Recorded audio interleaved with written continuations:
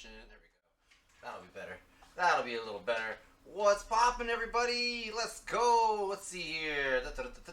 Sin's in the building. How are you, Sin? Good to see you. Forced Recon. What's going on, man?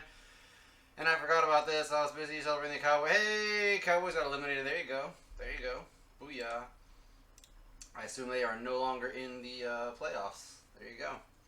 There you go. How is everyone, man? How's everyone's night? How's everyone's weekend? Hope you're all had a fantastic time. Hope you're all relaxed, ready to go.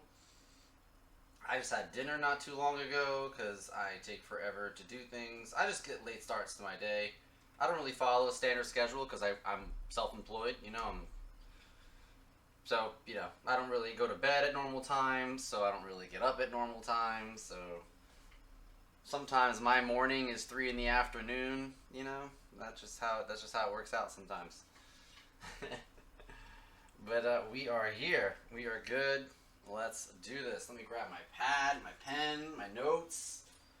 Let's see what we got going on here. Let's go. What's up, Ida?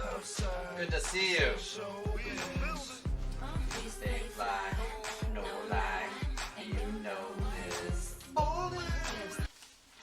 Alright, let's see here, These are all questions from last time.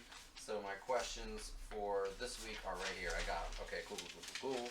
And you guys can always ask me questions as well. But I have some questions that were asked during the week that I get from Discord or DMs in Twitter or whatever. So, let's roll. So how's everyone's weekend? Hope you're all having a good time. I know I've been streaming a little less. I'm trying, like I said, for those who are new, I'm trying something new by streaming a little less to see if maybe the times I go on, maybe I'm just so missed. I'm just kidding. That you know, it'll be an influx. But I'm just trying to stream less, support more, and if that doesn't work, then I'm gonna go on a freaking streaming binge and just stream all the time. We'll see what happens there. But in the meantime, let's get rolling. So let me pull open a window over here. Let me do all that. We don't need all. We can minimize that until I'm ready to search for something. We'll do that. All right, cool. So let's see here. I don't know. So a part of me is like, do I go right into the hardcore topic of G4TV? Do I leave that for later? Do I start off with something a little softer? But I think we'll start off with something a little softer. Nothing too crazy. We'll start off with like kind of like a back news, you know, industry story, I guess you can kind of call it. But basically, take buys. What's it called? I want to say it's Zynga, right? Isn't it called? Yeah, Zynga. So, Take-Two, right? They are the makers of Grand Theft Auto and Red Dead and all that.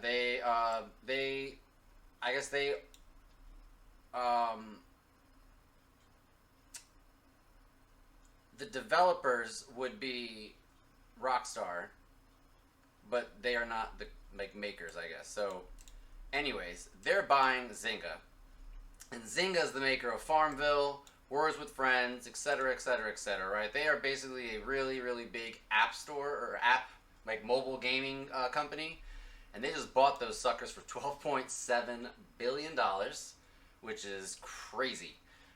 It's I think currently one of the largest mobile deals possibly. I think I could be wrong about that. But dude, that's insane. $12.7 billion just for, and that's cash and stock. That's not all cash, but that's crazy to think. $12.7 billion for a mobile company. You know what I mean? For things like Words with Friends, Farmville. You know what I mean? All those crazy apps that everyone is constantly using that you never think much of or where it goes back to. So yeah. Anyways, pretty nuts. I remember the days of Farmville, right? I used to love Zynga. Yeah. See, so you guys are familiar with the company then, yeah. Welcome in, gorgeous. Good to see you. Always nice to see you and hear from you. So yeah. Anyways, Take-Two. I don't know if anyone's familiar with the company Take-Two. They are actually pretty big as well.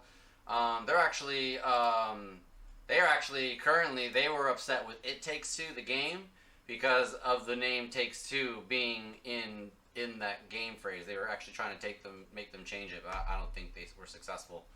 But yeah, so that's kind of the kind of the, I don't want to. I hate to call it smaller news because it's not small news, but for most gamers, we tend to care more about on the surface stuff, not really so much the behind the scenes stuff. So I figured I would start off with something behind the scenes since that's a little lighter. Wasn't Farmville originally a Facebook on Facebook game? Possibly, but that doesn't mean that they wouldn't have had a deal with Zynga, because you can do Facebook mobile, I believe, on your phone still. You can still do it mobily. So I remember, yeah, me too. So yeah. So there you go. So anyways, the chief executive for Takes Two will continue to serve as CEO. Nothing's gonna change there. So that'll be kind of nice. Wait, did someone trigger that, or did I? Okay, no, that was me. Okay, I was like, wait, did I turn that off and someone triggered it?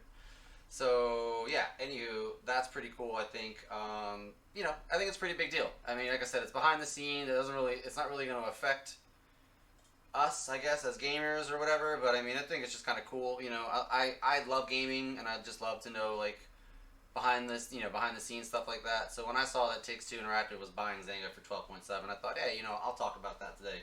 Bye. Have a beautiful time. I figured I would go ahead and just talk about it, for today.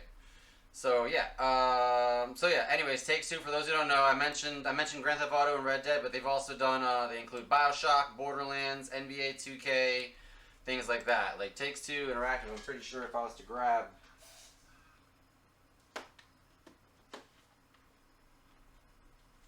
Borderlands, it might even say Takes Two somewhere on here. I could be wrong. But yeah, Bioshock. I know I have Bioshock as well.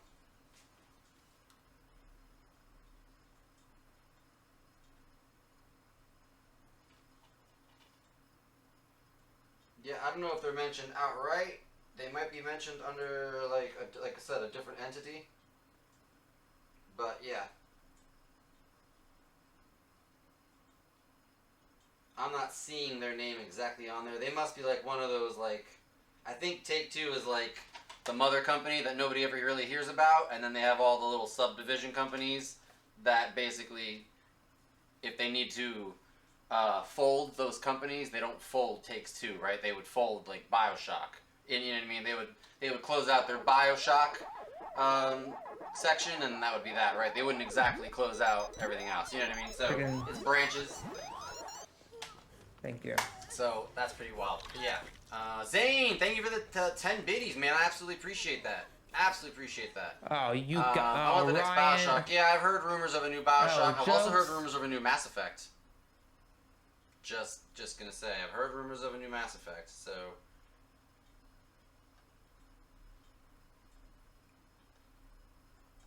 that'll be interesting. I mean, it's not gonna be out before I finished the trilogy, so when it does come out, I'll be able to like grab, pick it up and continue it. That'll be kind of nice. But there is rumors of a new Mass Effect.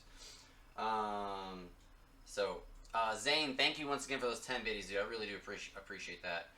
They released a teaser trailer for the Mass Effect last year. Yes, Bioshock is greater than Mass Effect. Hey, I'm not gonna argue with you there. I definitely enjoy Bioshock a lot more than Mass Effect, but I am enjoying Mass Effect. Hey, what's going on, Empress Coke? Good to see you. See y'all. What's going on? Good to see everybody. Holy smokes. So yeah, that's the first topic of tonight. No, it's sad. I've never played Bioshock. Oh my goodness, I'd highly recommend it. It's super cheap now on like PlayStation and all that stuff. Like you can easily, even at GameStop, I think you can get it super cheap, or Amazon. Like it's not expensive. Yeah, you should definitely do it. I agree with Leopard as well. Like I said, big Bioshock fan here. I liked 3. It was different. I liked it. I just preferred Bioshock 1 will forever be my favorite because of the setting, right? It was kind of a borderline like thriller. Like I wouldn't necessarily call it a horror. Some people categorize it as a horror game, but I would say it's more like a psychological thriller, right? But yeah, I thought Bioshock. I didn't like Infinite as much. Yeah, same here. I didn't like Infinite as much as 1 and 2 either. So I'm scared of ocean and water stuff. So the setting location made me uncomfortable. But I've seen it's not really in the ocean. Yeah, no, like there's never really like any crazy like ocean caving into the city type of scenarios or anything like that. There's no like full blown water rooms or, you know what I mean. Like it's actually, you know, if you have any underwater phobias, it's actually pretty, you know, in that sense, it's actually not bad. It's more or less just like more of like a horror like setting where everything is dark. You know what I mean? You can like the lighting, right? Like basically you can be going around a corner and before you round the corner, the lighting could show you the silhouette of like somebody that's there. You know what I mean? And so you already know you gotta prepare and like pull out your wrench or pull out like your fireballs or whatever, and like, you know what I mean, to get ready to go around that corner and possibly get into a fight. And then, you know what I mean, you turn the corner and it's like a statue that was there, that was purposely put there to trick you. I don't know, it just does shit like that sometimes. So, my brother played Bioshock and really liked it. Yeah, Bioshock, I'm telling you guys, it's really good. I was playing 3, but I have to get the new Xbox to finish. Oh, man. Okay, cool, I should try it then. But I mean, Troy Baker was Booker in 3, so I couldn't complain. Yeah, Troy Baker's fantastic, though. Simp, let me know what you do. Yeah, definitely, same. I'll definitely come check out that stream for sure. Pulling you up, can't chat. Yeah, no, you're good, Ethan. You're good, man. I completely get it. I've actually had you, I actually have on my other, I have a, hold on a second. I have another thing of tabs, and I think I already have them up on those tabs. I have them up. I have a bunch of tabs over here. And I'm pretty sure he's in one of these tabs right now. Hold on a second. So, wait. Hold on. One.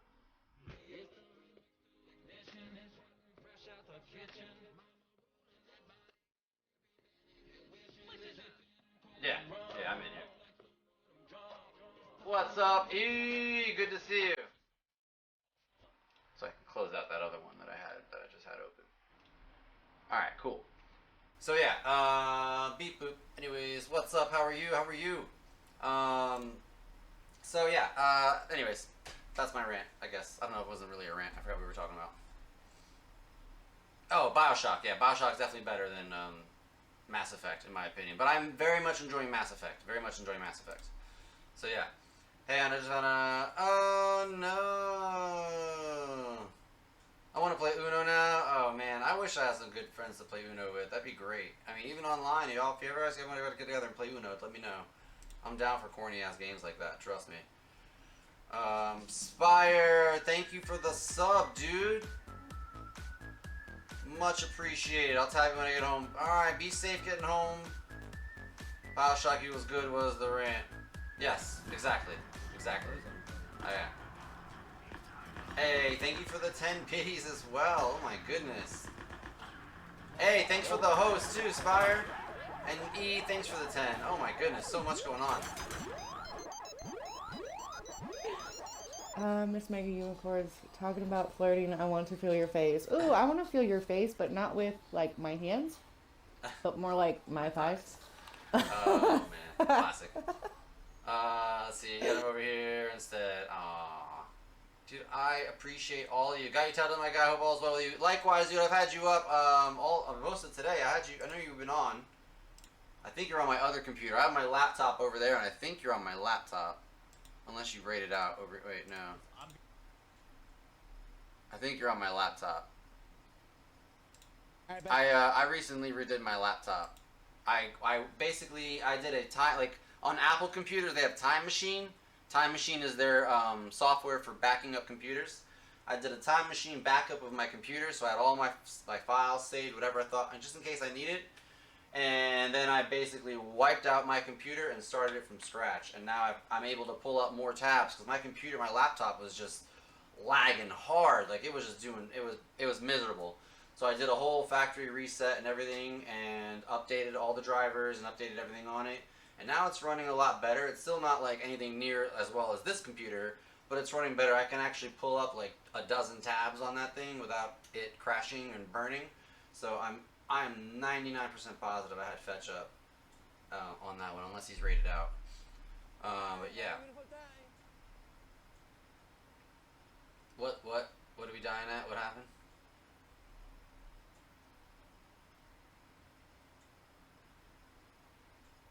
I dropped bits on their vote of what to play, then I was like, oh, LVG is going live. Wait, what? Oh my goodness, what did I miss? Am I missing something? Everyone's laughing. I want to laugh. Wait a second.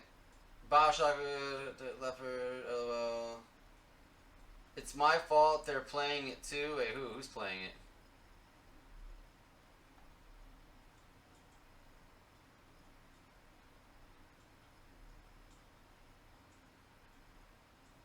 Twisted Metal brings back memories. Spire. Wait till I get to that, man. One of the streams you open, they're playing. Oh, gotcha. Do you have Windows 11? No, I have Windows 10. I don't want to upgrade to 11. I'm afraid to. I'm afraid to upgrade to the to 11. I'm good, lovely. How are you? Oh, that's the Snipey. Snipey, what's going on, Ed? Yeah, there's an eggplant. Like a channel point. So yeah, I hope you guys I hope you guys enjoyed this setting for the podcast. I decided that when I redid my channel for 2022 that I made this intermission screen specifically for doing podcasts. So I'm hoping it works out. I actually updated it and it has a bunch of bugs. Yeah, that's why I haven't updated to it yet. I'm worried about doing that. I hate typing on my phone. Yeah, no doubts.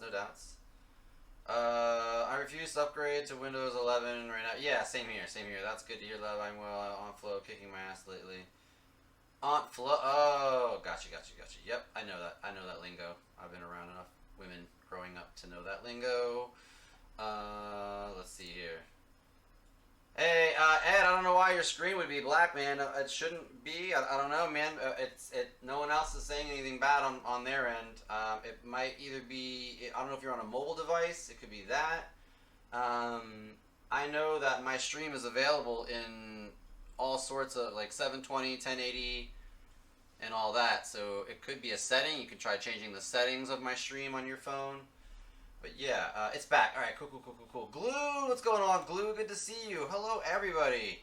Oh my goodness, I'm so freaking excited that you're all here. Thank you so much. I'm so honored. Oh man. So that's our first talk there, guys. Takes Two Interactive bought Zynga Mobile for $12.7 billion, which could mean that we could be getting some games. You know what I mean? Of these titles, we could be getting mobile games of these titles. We can get a Bioshock mobile, potentially, Borderlands mobile. I'm not saying they're going to be good, right? I'm not saying they're going to be good, but I'm just saying it's possible that we start seeing crap like that. So, who knows? I like the bug that I keep having an issue with. The shit's stuck in S mode, and I have to go in and do a whole bunch of settings to download things from the... Oh, man.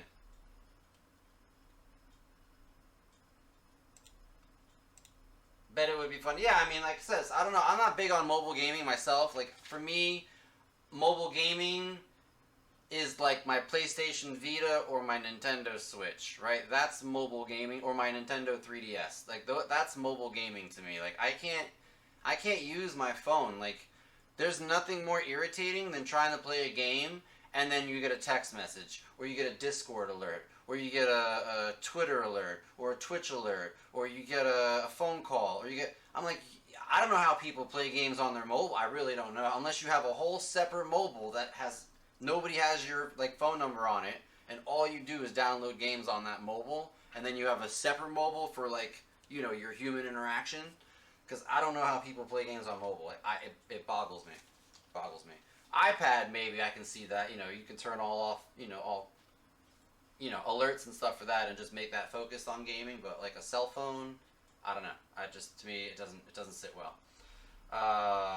So, you know, I mean, I would get irritated playing Angry Birds and having like someone text or call me. I'm like, oh, he messed up my shot. You know what I mean? Like, I can't imagine playing like Borderlands or something, and you know what I mean, you're in the middle of a boss fight and all of a sudden like a phone call comes in, you're like, oh shit.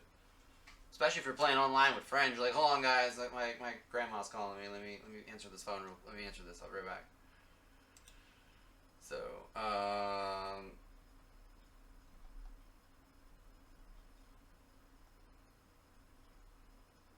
don't really game on my phone anymore. Yeah, I know. I mean, I usually just play Clash. I get too many notifications. Yeah, exactly. I like digital camera separate to mobile phone as well. Right. Yeah, exactly.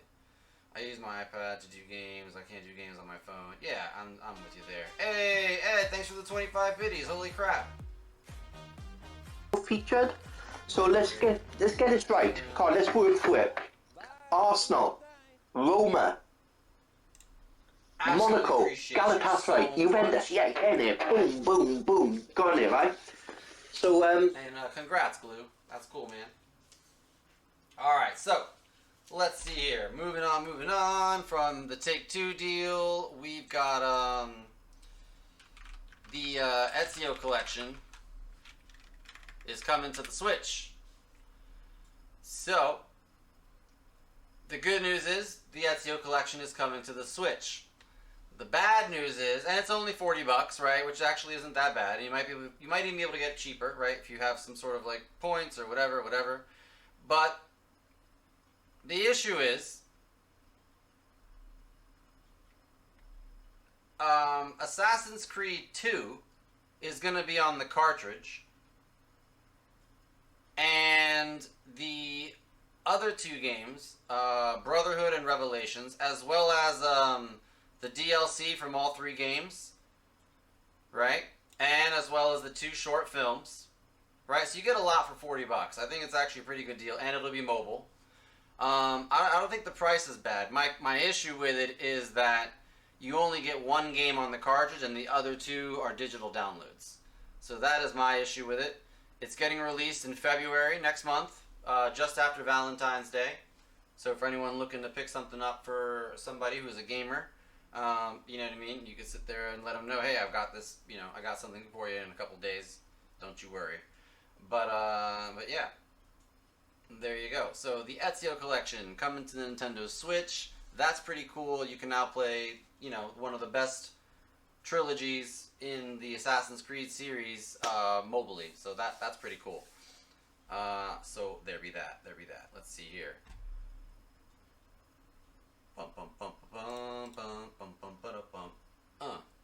Nothing too crazy there. Anyone? I don't know. Let's see. What are your guys' favorite game from the Ezio collection? Mine would have to be Brotherhood. I'm personally a fan of Brotherhood.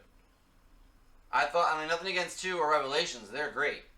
But to me, just something about Brotherhood, something about walking into like this room, right, and knowing like these like some men will turn around to get ready to attack you, right, and you're focused on like your target, you know what I mean, the main target, and you'll just hit like a button, and all of a sudden like 2 or 3 freaking assassins will just come from like the windows, you know what I mean, and just leap down and just whap whap whap and just take them out, and all of a sudden you run at your target and just, you know what I mean, wrist blade through the face, you know what I mean, and it's done. Like, man, that game to me was just a lot of fun, and it made you feel like a boss. You know what I mean? Like, just walk into a room and be like, you're done, you're dead, and you're dead, and then call them in and just poof. And I don't know, that game made me feel like a boss. Brotherhood, hands down, Brotherhood, yes. Alright, cool, I'm not alone on this one. Ezio was one of the names my brother suggested when I found out I'm having a boy. Nice. Hey, it's a fantastic name. It's a fantastic name. So yeah, very cool. Awesome. Alright, let's see here. Let me go ahead and cross out these stories as I go through, because if not, I will totally lose track. So we said 2 is on the cartridge, the rest will be... So I think the whole, everything that's downloadable is like 35 gigs of data, right? And I think Nintendo Switch cartridges, if I'm not mistaken, they are limited to 32 gigs. Right, so between, I don't know if the entire trilogy, the DLC, and the little movies are 35 gigs, or if it's 35 gigs in addition to Assassin's Creed 2. If that's the case, I don't know. I think, obviously, a 64 gig cartridge would have been preferred. I think they've used a 64 gig cartridge for The Witcher 3, if I'm not mistaken. I could be wrong. You guys are welcome to fact check me on that. But 64 gig cartridges are obviously more expensive, and Nintendo goes out of their way to not use them. right? They'd rather pay for the 32 gig cartridge, right? Save money, cut down on costs, and then give us the rest of it digitally, which sucks for people like myself who buy physical games to preserve, you know, should the stores ever shut down or licensing ever get, you know, sour, and then things get pulled from the shop and then you can't play things anymore and blah blah. Like, there's a lot of negativity with digital only. Like, you guys got to understand, right? So that's why we try our best to preserve physical, and this makes it a lot harder. Ed, thank you for those 10 biddies, dude. That is super kind of you, man. That is super kind of you. Great info on Assassin's Creed. Thanks, Ed. I appreciate that. Hey, Cowboy. Good to see you, brother. Oh, sweet, I made it. Ah, dude, you guys are nice, man. You guys are too kind. And having the actual game just has a different... It does. It just, you know, you feel like you actually own something tangible, right? Versus, like I said, I can think of 2 games that disappeared for a while. Granted, they made a comeback. They made a return. But they were gone for years before they came back. And for years, you couldn't enjoy these games. Were they AAA crazy games? No. It was Scott Pilgrim versus the World. And I know DuckTales Remastered was another one. And I'm sure there's others, but those are 2 that I can think of off the top of my head that were removed, that were digital only. They were removed from the store, and then you were never, unless you. Oh, how about the demo for Silent Hills, right? If you downloaded the demo for Silent Hills before Kojima and Konami separate, before they had their little separation, right? If you downloaded that, right, you're good, you have it. You can play that demo all you want. You'll never get the game, but you can at least relish in the demo. I never downloaded that demo. I missed out. And now that demo's gone. And the only way I can ever play it is if I happen to run into a friend who's a gamer who happens to have it on their PlayStation 4. You know what I mean? Like, it sucks. It sucks. So, like, things like that, you know what I mean? When they get pulled from the store, from the eShop, they're gone. They're gone. So unless you have it tangible in your hand, it kind of sucks. So in games like this, like the Ezio collection, right, it's nice that you can always play. Let's just say, you know what I mean, let's say right now you can play, you know, Assassin's Creed 2, right, on the cartridge anytime you want. Even if Ubisoft and Nintendo separated and Nintendo pulled all Ubisoft games off their shop. I'm not saying that would ever happen. I'm saying, like, hypothetical situation, all the Ubisoft games get pulled from Nintendo because they have some sort of big sour disagreement behind the scenes, right? And now you can't download the Brotherhood or, you know, Revelations, right? Because they're no longer available in the shop, right? But if they were on the cartridge, it wouldn't have mattered. You put your cartridge in, go to the menu, select, play, and you're on your way, right? So things like that. So I'm not anti-digital. I'm anti-digital only, right? That's how it is. I have the PC, yeah. So I would frickin' relish going to your house, not only to see you, but the fact that I would get to play the frickin' demo would be sick. I like seeing the cases in my collection. Yeah, I'm the same as I mean, that's why I have, you know, this behind me. Like, I love that, you know, you guys can look behind me and these are just sitting here. You know what I mean? Like, it tells you guys that I am a legitimate gamer. I mean it when I say I'm a wide variety streamer. Like, I have the proof is behind me. You know, and then even actually I changed up my up here as well. I changed everything up here. Last night I was kind of hanging out in streams supporting people, and I was looking up there and it was way too chaotic, so I reorganized it, and I love it much better now. I got my Metroid stuff on the left there, Assassin's Creed's in the corner, and then all my Zelda stuff right above me. So it's pretty cool. So, nah, you know, you just want my PS5, and nah, stop it. Jen, you have no idea, but I'm not going to get into that. So, I have to disagree with you on the, like, digital game is better just because I can load it up in here. No, I'm saying, like, having digital is nice. Having the digital option is nice. Like, I like the fact that I own Doom, right? I own Doom physically for every platform.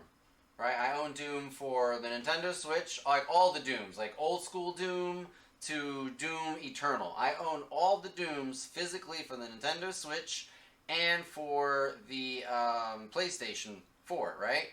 But I also own all the games digitally on the Nintendo Switch. right? So I like the fact, I'm with you, that I can pull out my Switch, take it with me, and I can access my game. If I download my games prior, you know, with an internet prior to leaving my house, if I download all my games on my little SD card, right? I like the fact that I don't have to lug around 20, 30, 40 cartridges, right? Like, I love that. I'm not saying I'm against digital. I like digital. I don't like digital only, meaning it's your only option of getting it, right? Meaning there will never be a physical option for it, because digital only means that they can take it away from licensing agreements, bad, like, relationships going sour, like Hideo Kojima and Konami, right? They had a bad relationship that went sour, and now we don't get any more Silent Hill games, right? Like, things just happen, right? And things can get pulled from digital stores. And if they're the only option of playing it, right, then you're screwed. But if you have the physical copy in your library, you can always put the cartridge in and at least play it that way, right? You know, so that's what I mean. So I'm not against digital. I love digital as far as convenience goes. This convenience is shit.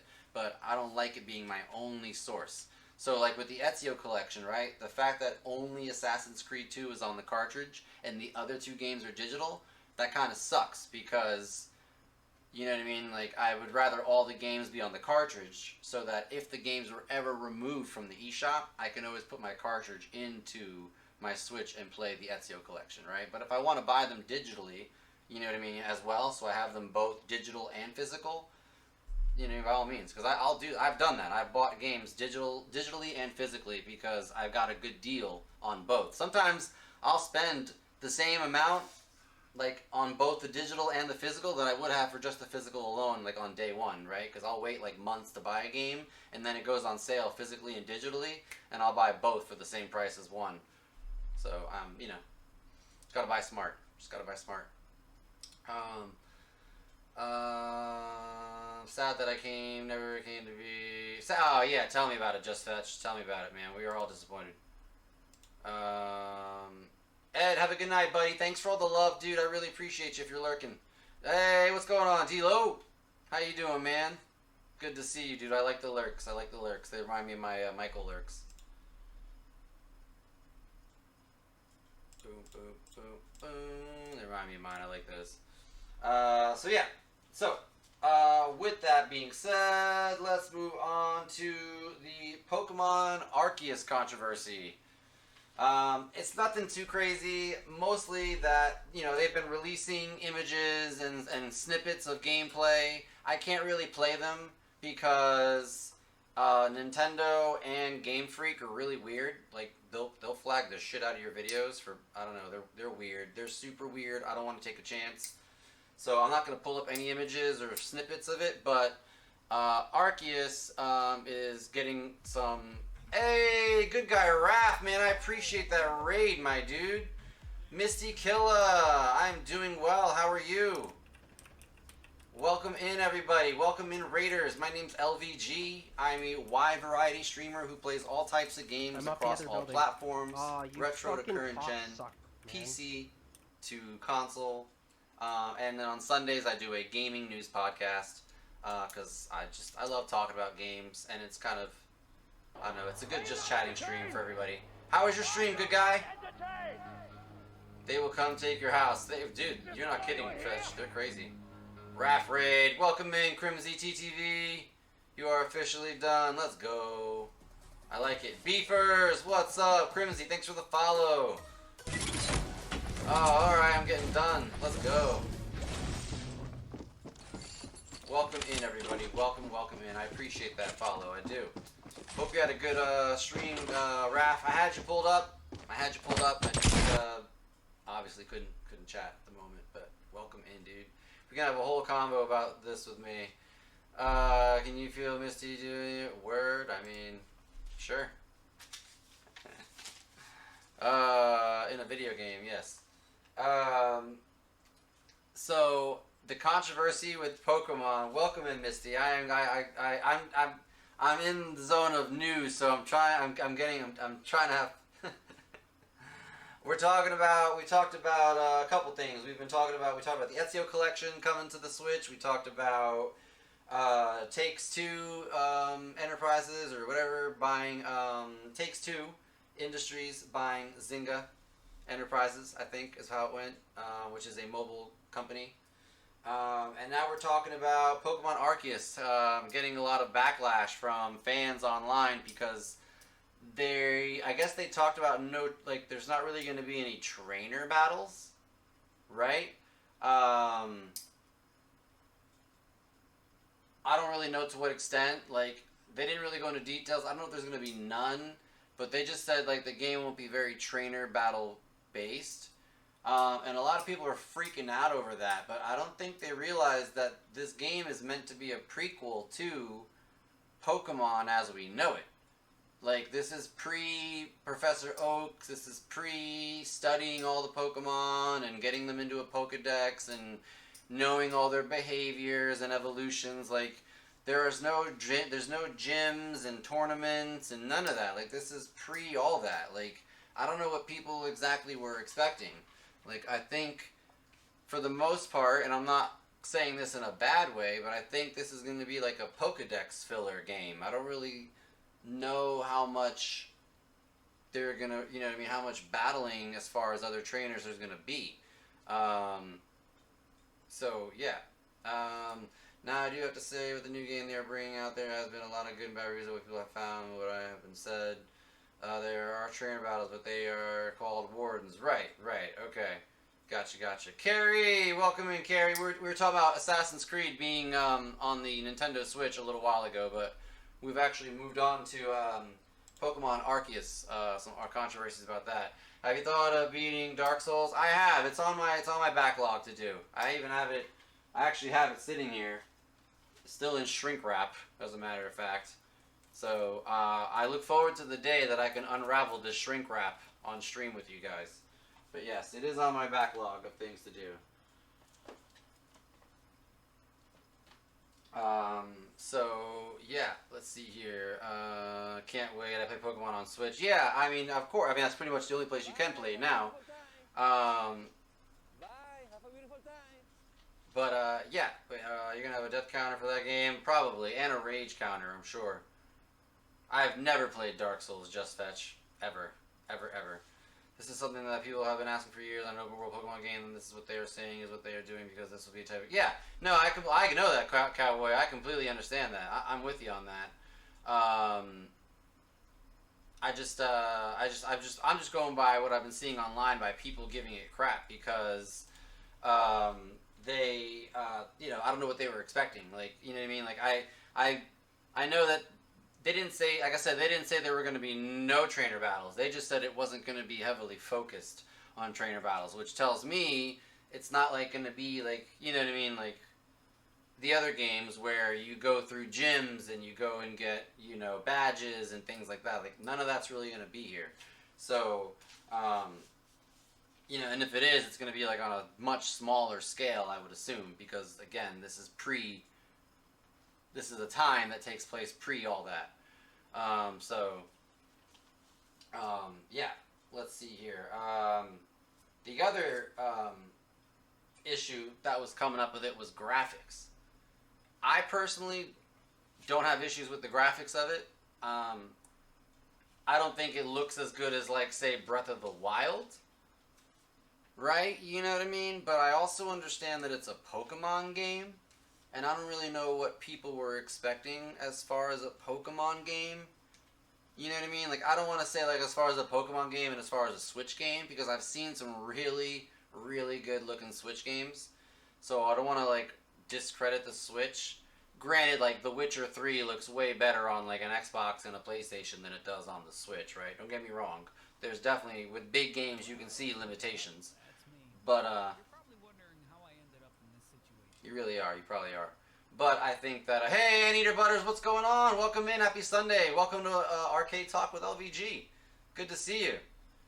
God, on Shining Pearl, every person you walk into wants a battle. I'm like, stop. You're right. That's what I'm saying, Carrie. Like, I can tell that could be... I remember that being frustrating. And it's like that in the older Pokemon games, too. Red, blue, yellow, all that. Like, there's just constant, like, random battles like that. You're like, dude, let me just go forward in the game. I'm doing fantastic. How's your weekend been? How's your Sunday?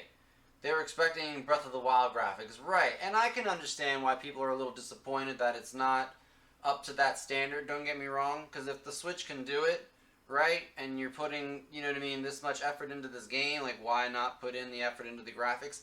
I can see it. For, like, the battle system, I'm kind of less on the internet side as far as people complaining. I'm like, give it a chance, you haven't played the game yet.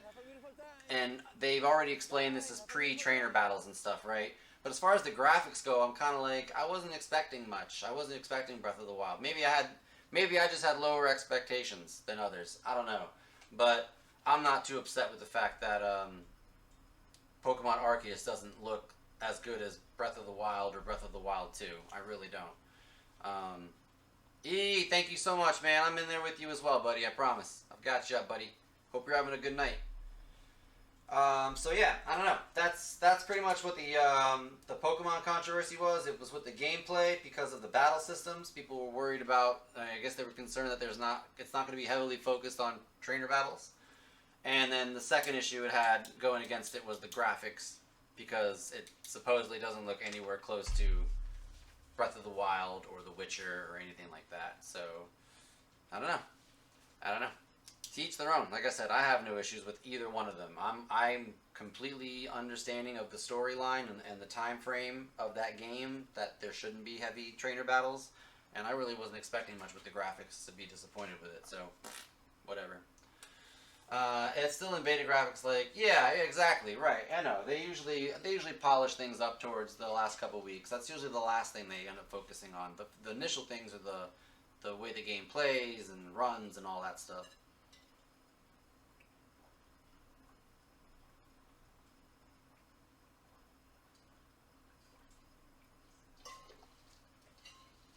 See, I make a good husband because I do laundry. I don't cook, right? Because I don't cook, I try to do other things like laundry. That's one of those things. I'm like, all right, I'll tell you what. What's going on, Brandy? Sorry, very passionate. No, you're good, dude. I like it. This is what I want. Trust me. I don't want to sit here and talk to myself this whole freaking time. I'm glad you're putting some input, dude. I love it. I love it, man. No sweat. Not a problem. In fact, you know what I mean? Like, I've always told you guys, if you guys ever want to jump on the show, like, just let me know. Like, give me a couple days heads up. Like, hey, dude, this Sunday I want to be on the show. Da-da-da-da. Like, you know, I'm bad about, like, reaching out to people and being like, hey, man, you want to be on the show? Da-da-da-da. Because I just feel like if people wanted to be on, they would ask. But maybe that's just me thinking about it in a backwards kind of way. I don't know. I don't have a lot of confidence. You guys know this. I do everything perfect, wifey. Well, except showers. I hate cleaning the shower. Well, yeah, I'm not. Yeah, whatever. I would do that. Like I said, if you cooked, I would do the shower. I'd be like, what are the things that you don't want to? Like, here's what I don't like doing. I don't like cooking, right? So you handle the cooking. What's something you don't like doing, and I'll do that. And if you were to like laundry, I'd be like, cool. I do laundry. You do cooking. Does that mean I'll do, you know, that we can't occasionally swap? Maybe I'll take you out to dinner. Maybe I'll try to cook something at home and we can have a good laugh at my attempt. Sure. But for the most part, right, we'll have like, okay, cool, our designated things. Because I just like that harmony. That way everybody's happy, right? No one can have to be upset. Now I do have to say it's only going to be live for a month and then it will die down like Halo did. Ha! Speaking of, great segue. Burning Fist, good to see you. Great segue into that. That was my next topic, was Halo hype is pretty much dead. Where's the Halo hype, everybody? Halo hype is gone. I don't see anybody talking about Halo anymore. I think the Twitch users was like 200 and something thousand channels or whatever, or viewers. And now it's gone down to like 33 or 36. It's like, that's a lot. That's a lot. It was way too over. Oh, of course, I knew it was. I've been saying that. I say that every time. Every freaking time. People try to sit there and talk about how good Halo is and this and that, and like when I'm not a fanboy, right, of either one. You guys know that I will play. I like Xbox games. I like Alexa, set a timer for 5 minutes. 5 minutes starting now. I'm not a fanboy of anything. I only prefer PlayStation over Xbox. I've always said that because I just think it has better games. It's not because I think the console is better. It's not because I think Sony is superior to Microsoft. It has nothing to do with any of that, like, stupid, petty, like, trolley type bullshit. It's legitimately for the fact that if I sit down, right, and look at my menu for first party titles on PlayStation versus my menu of first party titles on Xbox, I have way more games on the PlayStation to choose from as far as first party titles, and they're more memorable. They're more memorable characters, more memorable games. You know what I mean? Like, thank you for those 5 biddies, Mr. Outlast.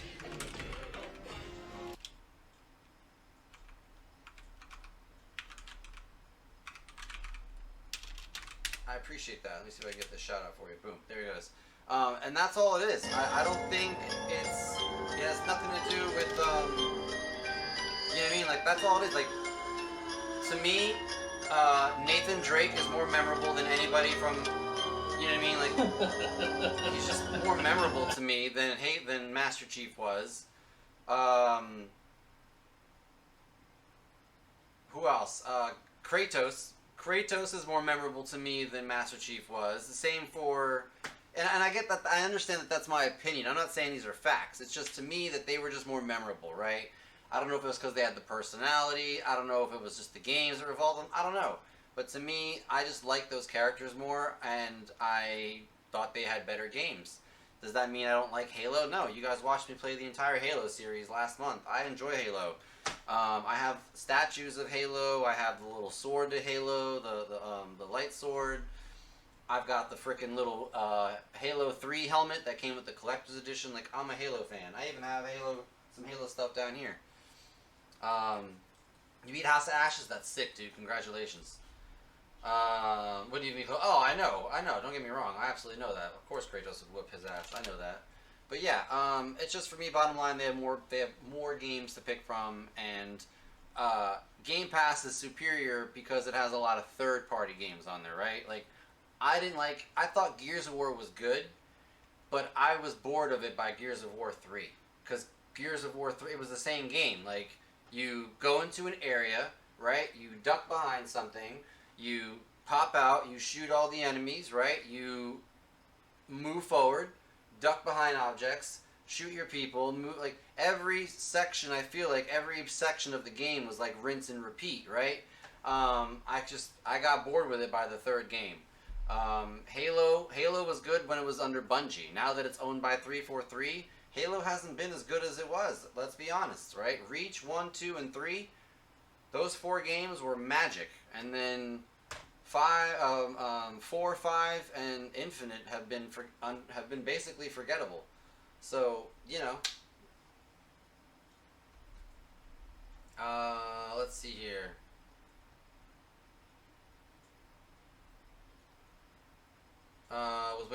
Also hate scooping cat poop. I got a robot litter box for that. Yeah, same here, Leopard. I've shown you mine. Mine looks like a freaking, like, here, I can show you guys. You guys want to see my fancy ass freaking litter machine?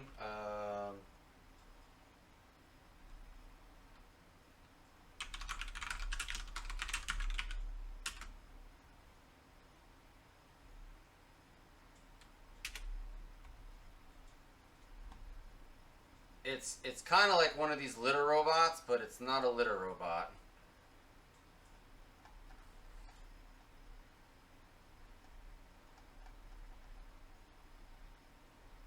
I don't want to go... Oh, Petkit. Here it is. Petkit. That's what it is.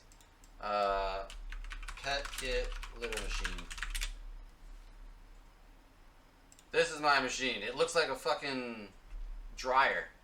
It looks like a drying... like a washer or a dryer. So that's it. So you don't see this bin down here. This bin is actually invisible. It's underneath the machine, and this is where like all the stuff goes into. But basically it just handles on its own. All I do is I pull this tray out from the bottom, right, wrap up the bag and toss it. And then this little compartment in here is a, it has like a, you put like air freshener stuff in it, and then every so often it spritzes the air around you or around the machine to keep it nice. Alexa, dismiss. My litter box is like legit. I absolutely. Alexa, dismiss. She doesn't listen. She's becoming very much like an actual wife. So yeah, my machine is badass. I love my machine. Let's see here. People get bored so fast. It's true. It's true. It's only because it's people that want to relive the good old days. That's why I'm holding back on Elden Ring. Do those actually work? The one I have is a piece of crap. I think it's going to be overhyped. Dark Souls 4. Oh man, I don't know. Is there a Dark Souls 4 for real coming out? Let's see here. Force Recon, most of the From Software formula stays the same. So Elden Ring will be no different. I beat House of Ashes last night. I congratulated him on that. How did you enjoy that game, by the way? I think that's the one that I need to play next, like for a horror game. Kratos would slap. I read that. See, when Infamous came out, I still remember how to play the game, and you're right. It's how the game preserves itself, right, or presents itself, maybe. Even Sly Cooper, yeah, absolutely. I was hoping for something at least different. I played Dark Souls, didn't care for it. I was hoping for something different. Gotcha. Yeah, I still haven't tried Dark Souls yet. That's one of the other games I need to try out. It's BC. It's because Bungie wanted to work on Destiny. Yeah, I know. I really enjoyed Little Hope, so hopefully House of Ashes is good. Jazz got the iRobot one, or whatever it's called. Gotcha, yep. Yeah, Little Hope was really good.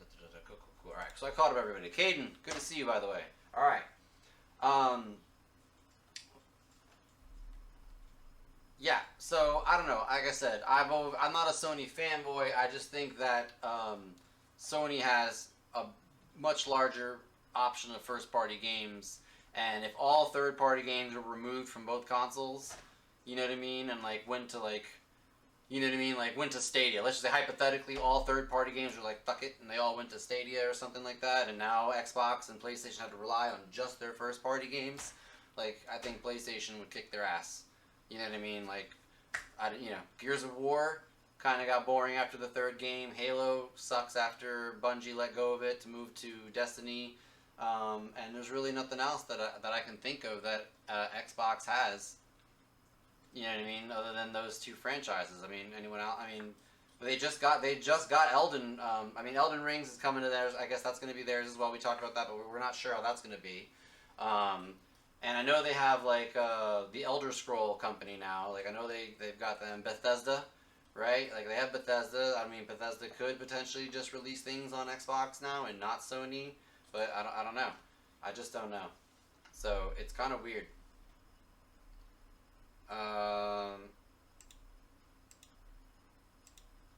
Yeah, I have no doubts. I have absolutely no doubts that would have happened. No doubts. Canoe, Mr. Outlast, take care, guys. I've actually got Canoe up right now. So yeah. Oh, my 5 minutes for this was up. That's right. So, that's that. So that was my thing with Halo. The hype for Halo has died, sadly. It's a bummer, but it happens. Halo has died. And I knew it wasn't gonna. I knew it wasn't gonna be the. I just knew it was gonna come and go. I guess basically, I had a feeling it was gonna come and go, and everybody was basically hyping up Halo, and I'm like, I'm telling you guys, I'll wait a month. If that game is still talked about in a month, you know what I mean? Then we'll see. And sure enough, a month later, and nobody talks about it. Like I said, there's less and less people streaming it. I think the Twitch, either the users or the viewers, one of those numbers, it went from 200 and something thousand down to 33 or 36. That's a lot. 200 and something thousand people just fell off, you know what I mean, just stopped watching Halo. That's crazy. I'd be pissed if Bethesda does that. I mean, I would be too, but I don't know what their deal with Microsoft lately really entails. Nobody really does. They haven't really been clear. Right, that's what I'm saying, Cowboy. That's what I mean. They haven't been clear about that, and I think that's because I think even Bethesda doesn't even know. They're probably going to want to release a game and then go to find out that they can't go to Sony. Halo was the new world of the first-person shooter market. Yeah, I know, and it's gone. It's already not even discussed anymore. So, yep.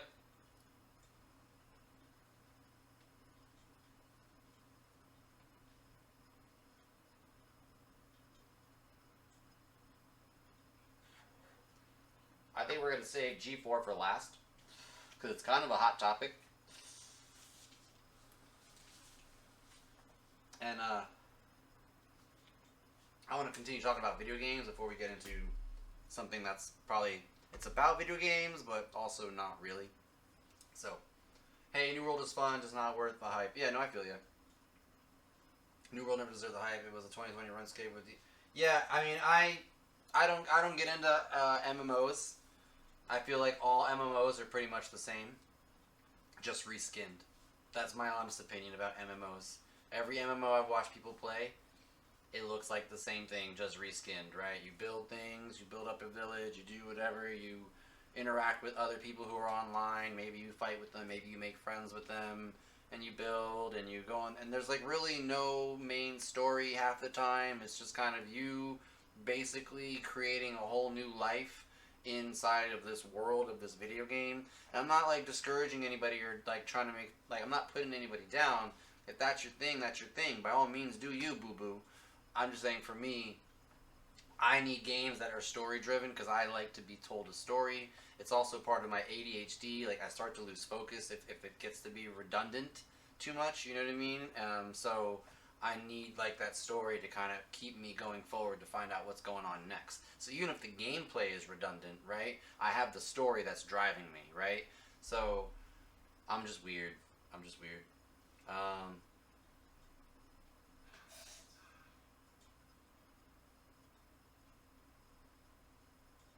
New World was fun, but way too buggy and way too many exploits. Final Fantasy XIV is the main story. Probably like, okay, see, there you go.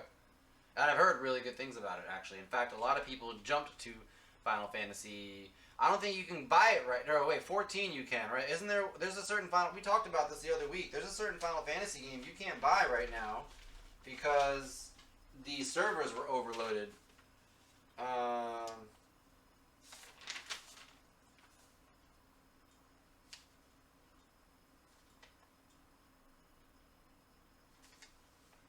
Oh my goodness. We talked about it, damn it.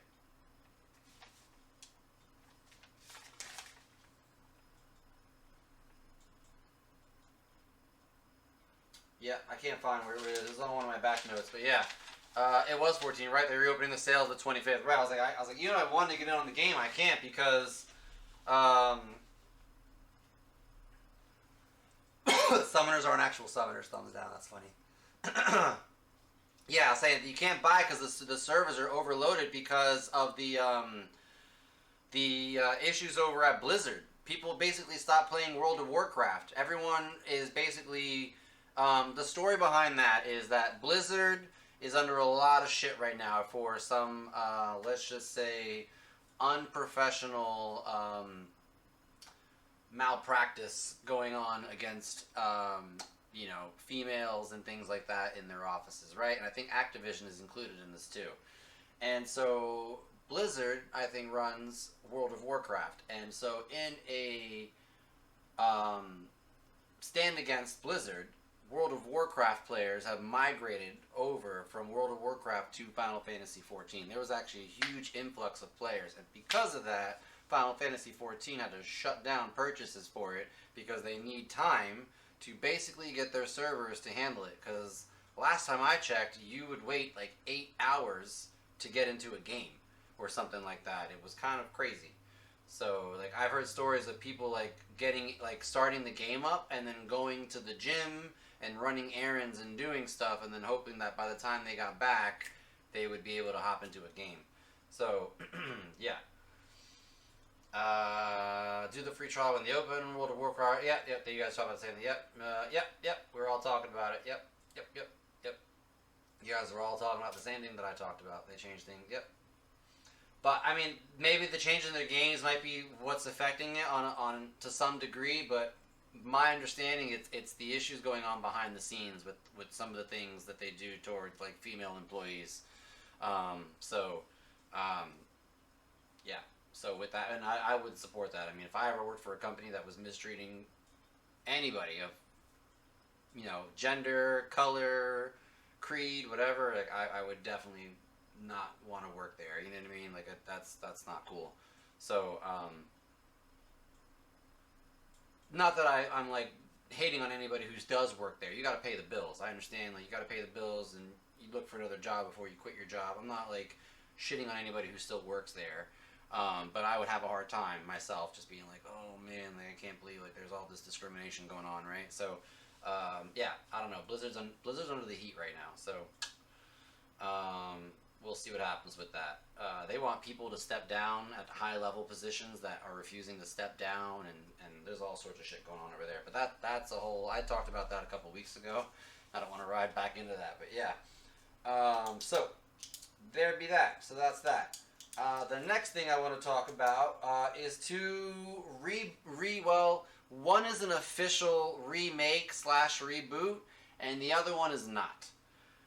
So we got this one I can pull up. This one you guys might be excited about. Let's see here. No, these are the streamers. No. Twisted Metal Reboot and TV show. So, Twisted Metal is getting a reboot next year. It's still reported, but it's been kind of unofficially confirmed. It's getting a reboot that should come next year, and it's getting an upcoming TV show. They want to release the game in accordance with the TV show, like so that it's hand in hand.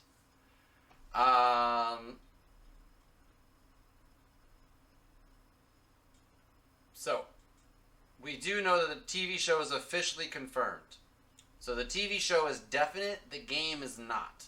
But with the TV show, you know what I mean? Like I said, Tom Henderson, who runs it, he's basically trying to get a game to come out alongside the TV show.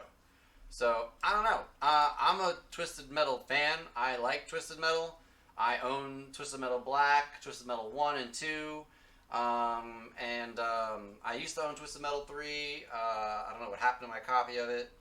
But yeah, I'm a big fan of this. And I have the new Twisted Metal, but I didn't like that one as much. Like the one that came out for like PlayStation 4 or something.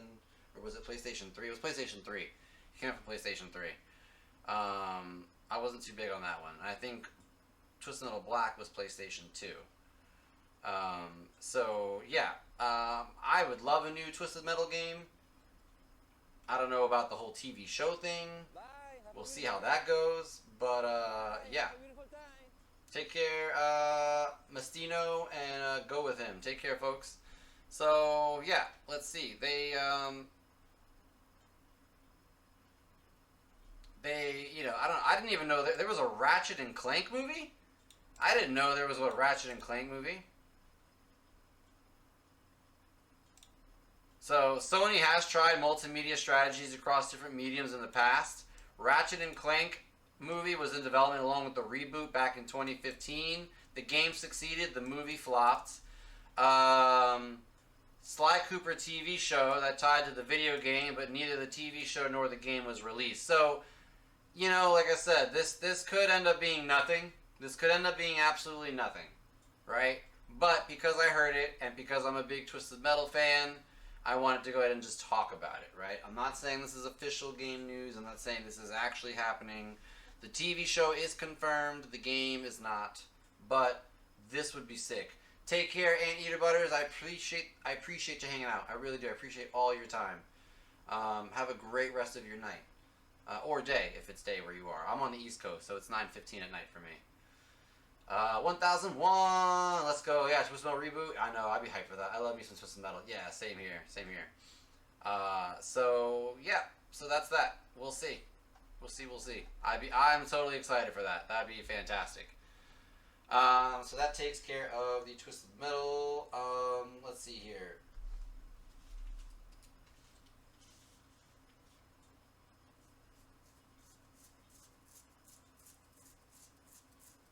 Let's see.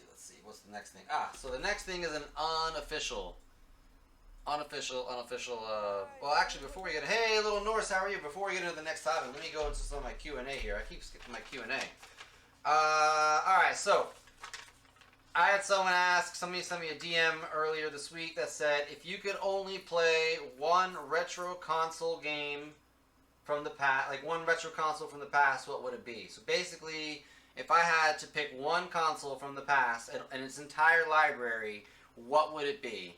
I would probably go with the PlayStation 2, because I think the PlayStation 2, if I'm not mistaken, has the largest library of games for any console. I could be mistaken.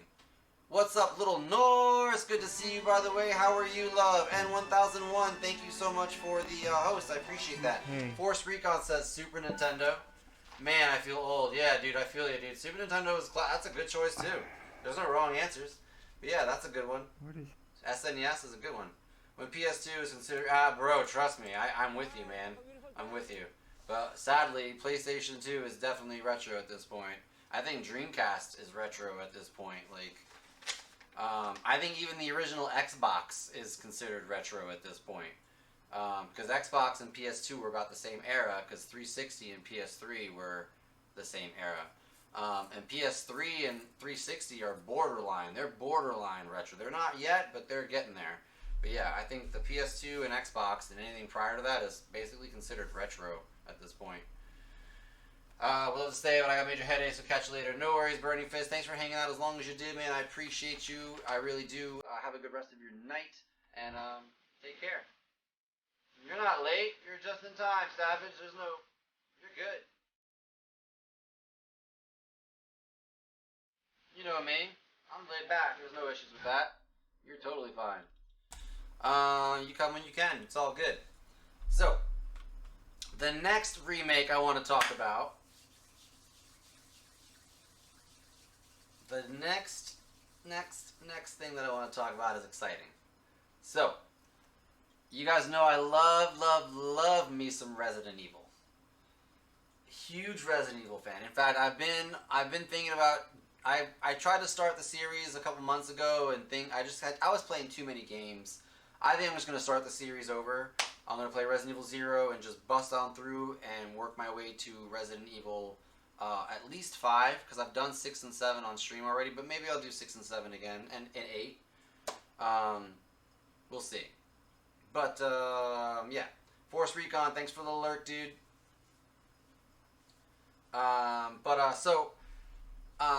When they remade Resident Evil 2 and 3, a lot of people from the Resident Evil community, like the fans, we were asking for Code Veronica to be next.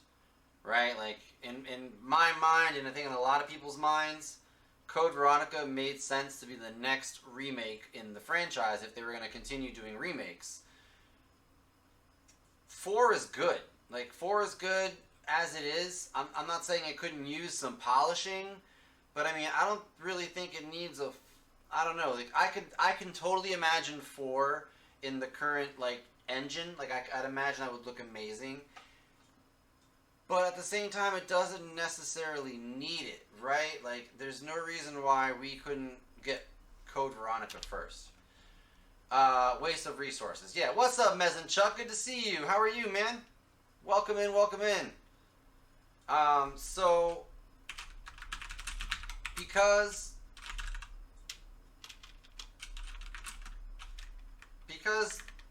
the fans were upset that they didn't get the remake, there is a group of developers, like, who were, I guess, fans, who decided to go ahead and make it. Resident Evil Code Veronica fan remake is doing what Capcom won't.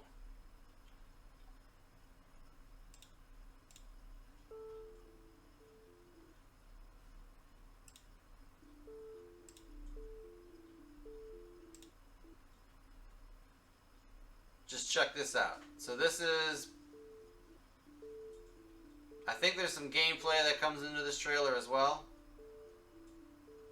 But this is the remake that they're doing unofficially for Code Veronica. They're going to release it in... Let me pull this up.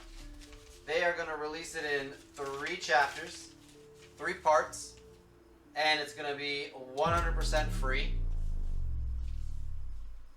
And I believe it's coming out for PC, right? But this looks amazing. This looks so good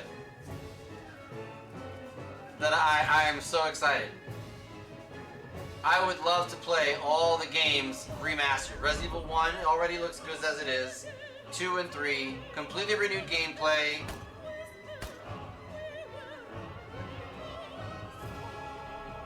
Nice, just beat this game. Alright, I'm off, not feeling the greatest day, and someone took some meds and sleep some. Okay, have a good night, IDB, sleep well. Just chilling with the wife, she went to the washroom, so I got to say hi. Nice, nice. Definitely needs a remake. Wife is back, I'll be back when she goes to bed. Alright, sounds good, Mez. Thank you so much, dude. Wait, what happened? There it is. Yeah, I know. I remember. I was away. Yes, this is, Fetch. They're remaking it, but not officially. This is not from Capcom. This is, just some fans. They're releasing it in 3 parts, and it's going to be completely free, and it should be within, this year and next year. Remaking Resident Evil 4, I agree. So, I don't know if this is the first time you're seeing it, but I hope this is. If it is, this is why you guys come here, right? So you can hear this shit first. And so here you go. Resident Evil Code Veronica is getting an unofficial remake. It's getting released in 3 parts, and it's gonna be free. It looks gorgeous. I'm so excited to play this. And stream it.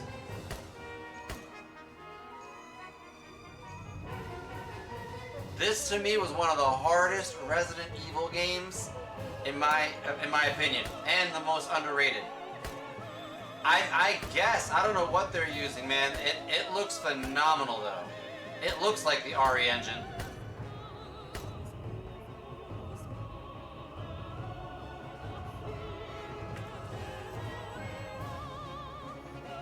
This looks so good. So yeah, look at this. I mean, look at that, the Ashford Mansion. Oh my god. Oh, it's glorious. It's absolutely glorious. I know they showed Tyrant at some point. Oh, there you go, to climb over things. Nice. The umbrella boxes.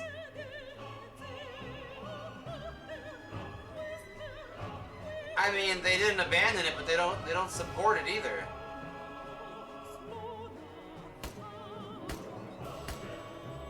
So, I don't know how much of this I can play.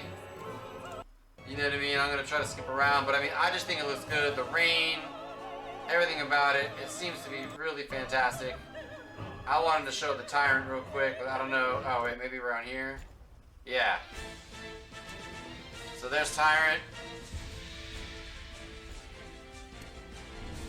Or Mr. X, you know what I mean? Yeah, I know, and I played the HD version. I played it. That's the one I was playing on stream a couple of months ago. But like, it's still not. It's nowhere like this. Nor is it anything like Resident Evil 2 and 3. So yeah, this looks so damn good. So yeah, there's that. I'm excited as hell about this. Does it say here when?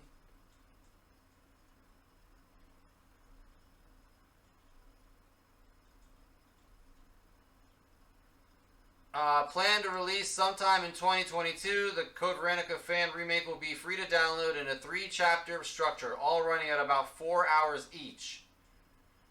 Boasting spiffy updates. The team is to have performance in mind for the final project. I don't know how they're getting away with this. I really don't. But I'm absolutely excited. Apparently there's a demo available that you can download right here. I mean, I don't know if I should be advertising that, but yeah. So that's pretty crazy. I thought that was insane. So I'm totally freaking stoked about that. Very clunky controls this year. Well, hell yeah, they won't. By the time I complete the OG RE3, hopefully, yeah, that'd be great. That would be sick.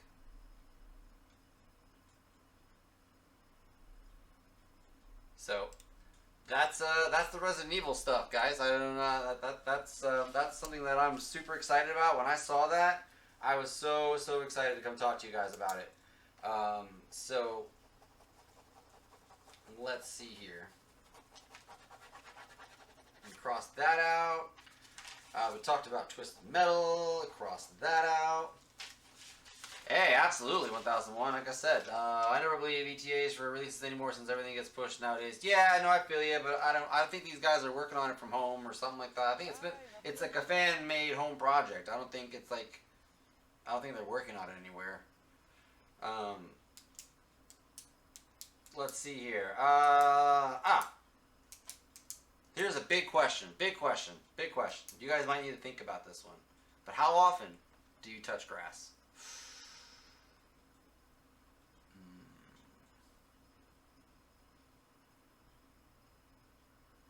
Me, it's hardly ever. Even when I go outside, I walk on my concrete to my car, right? There's a sidewalk that I walk on, and then I go on into my car. I don't really walk on grass around my place. I don't know. I don't touch grass. I never touch grass, unless it's weed. You know, that's different. I do touch grass as far as weed goes.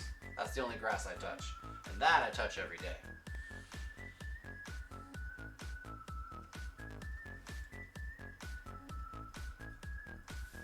Hey, E with the sub, let's go. Tier 2, what?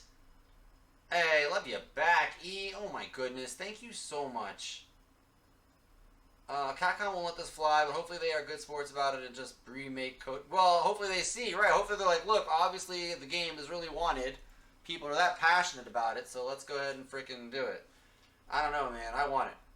LOL Stalker getting pushed 7 months. I know, Let me mute this so I don't give you guys some ASMR chomps. It's snowing right now. Wait, oh boy. You want coming like in physically with that? with my hands? I don't know. Maybe by touching you with your feet. Maybe when I sit on the grass with Jazz. When I let the dog out. Oh, so that's you who's letting the dog out. Well, now I know. I'm gonna call those people, the artists, those musicians. I'm gonna let them know. Those Brandykins. I'm home and gonna rest. Got you tabbed. Alrighty. Sounds good. Alright, the next topic is kind of controversial. I don't know if I want to get into it. But, anyone watch G4? Any G4TV fans out there? Bye. Have a beautiful time. I've been waiting for this. So, G4TV, right, is supposed to be a video game focused TV show, right? I loved it growing up, right, during like the late 90s, early 2000s. Yeah, that's because G4 has been off the air. It just made a comeback, like, recently. I want to say, like, very recently. Like, I think their show recently was one of their first shows, like, ever, if I'm not mistaken. And, like, you know, for their comeback.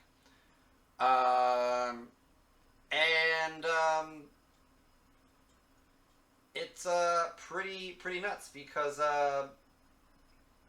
they made their comeback show and they brought in 3 hosts. The one guy I don't know.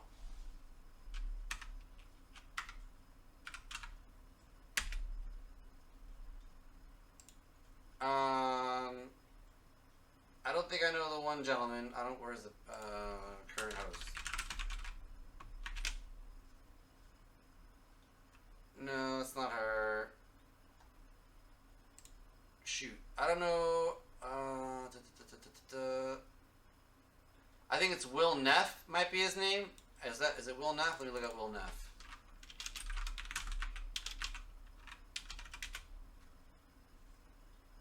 No, it's not Will Neff, I don't think. Nope, not Will Neff. Is it Kasim? No, that doesn't seem right. This doesn't seem right at all. None of those people seem like the people on the host. I know it's Adam Sessler. Is it maybe? No, it's not Morgan Webb. That's that chick from back in the day. I don't know. It's not saying who the current G4 cast is. That's kind of weird. I know Gerard is one guy, and he's from the Completionists, right?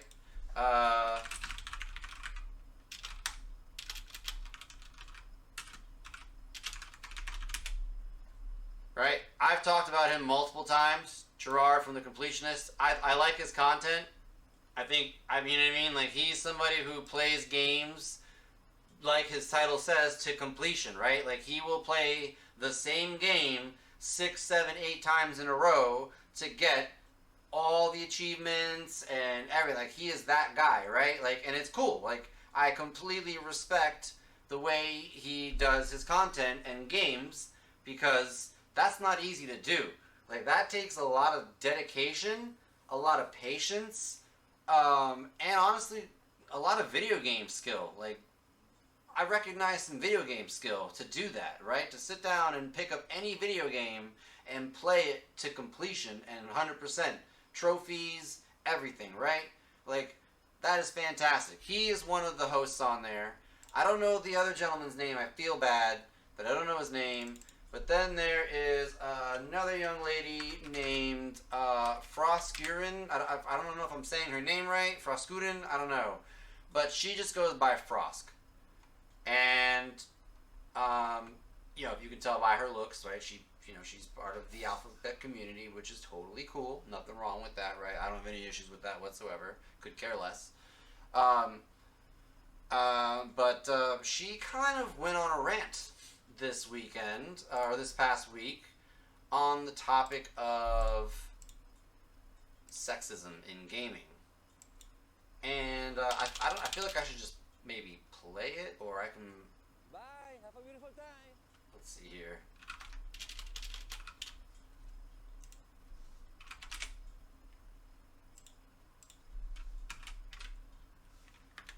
I don't want to necessarily play their video and give them the views, but down.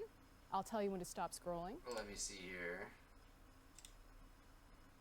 About Red Dead Online, and that we need to have eventually about Dead Online multiplayer. But I actually want to talk about something so much it's more kind of important this than Red clip Dead right Online. here. Sexism in gaming. In joining G4, This is not where I thought we were going, but I'm here. I had no here. idea. Now, I want to say that this whole time, if you watch Gerard's body language, anytime the camera pans out, he looks completely uncomfortable. I don't want to speak for him, but he looks uncomfortable. I'm listening. Yeah. In joining G4, I was ecstatic to be part of something that I grew up watching as a child. But every time G4 is brought up in various channels, even in this YouTube channel, we have the chat in front of us. I can see you. Without a doubt, there will be backlash because I'm not as bangable as the previous hosts. It's somehow... In a video game. It has somehow been expected that you can talk about how much you... So, I want to pause there and just say that to me that comes off as an insecure thing. I don't know who's telling her she's not bangable. I don't think she's ugly. I don't dig her current style of clothing and hair. It's not for me, but I don't think that she's ugly. When I look at her face, you know what I mean? I don't think she's ugly. I think she's pretty. In fact, when I Googled her name a minute ago and we looked up those other pictures of her, I thought she was really pretty. But I know that she is part of the alphabet community, and I don't know. I live in Orlando, and I've met a lot of lesbians, and correct me if I'm wrong, but usually they don't care what men think about them because they're not appealing to men, so they don't really care. You know what I mean? They're like, you can think all you want in your little dirty head of yours. I'm not for you. Like, I don't know. So I'm kind of taken back. I'm kind of surprised that she's even that bothered by that. But so that's why I feel like it's more of an inner thing. I could be wrong. I don't know. But that seems like more of an inner insecurity for me, more than anything else. Because I don't think she's ugly. And the fact that she's, she prefers women, I don't see why she cares what men think about her anyways. But anyways... jerked off to women as a compliment. That it's shit weird. not a compliment. It's weird. It's dehumanizing and it's weird. Women do not exist to be nice on the... And I agree, Brandy. And I'm not saying that, like... I just mean, like... Right now, what she's doing is she's responding to...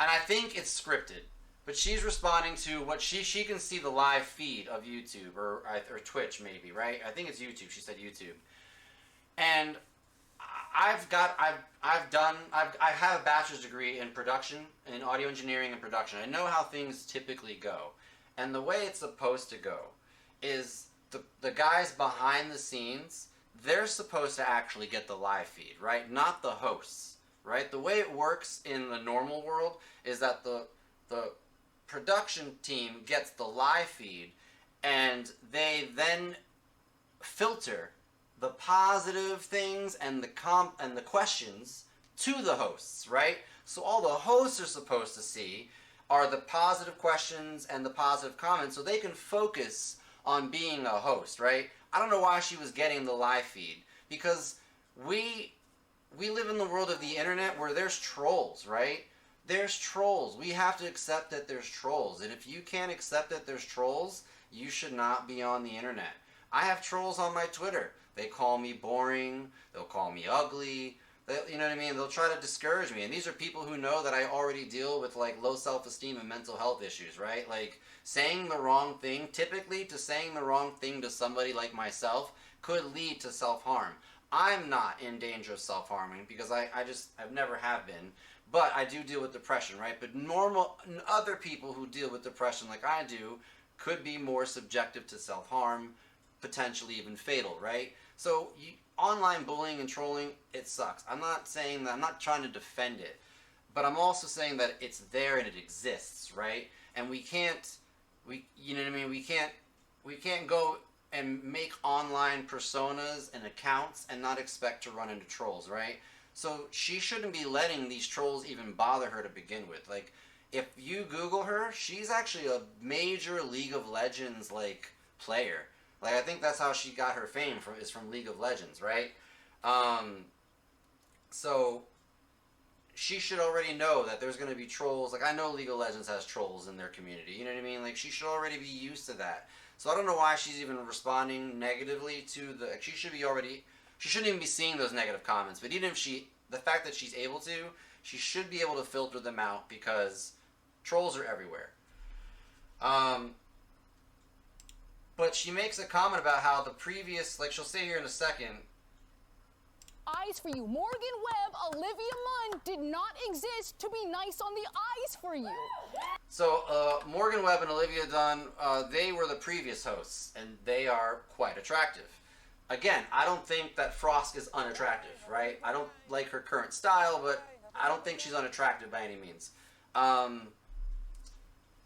But Olivia Munn and the other girl, Morgan Webb, they like, there's a saying that sex sells. It's not my saying. I didn't make it up. Don't shoot the messenger. But there's a saying for a reason, right? That's why, you know what I mean? Like, that's why it exists, right? It exists and it's known because it's true. And it's not just for men on women, right? Because I know that in a private room or a group of women, if they bring up Jason Momoa, if they bring up, I don't know. I can't think of any other hunks at the moment, right? But you know, maybe Captain America, right? Maybe, you know, or any of those guys.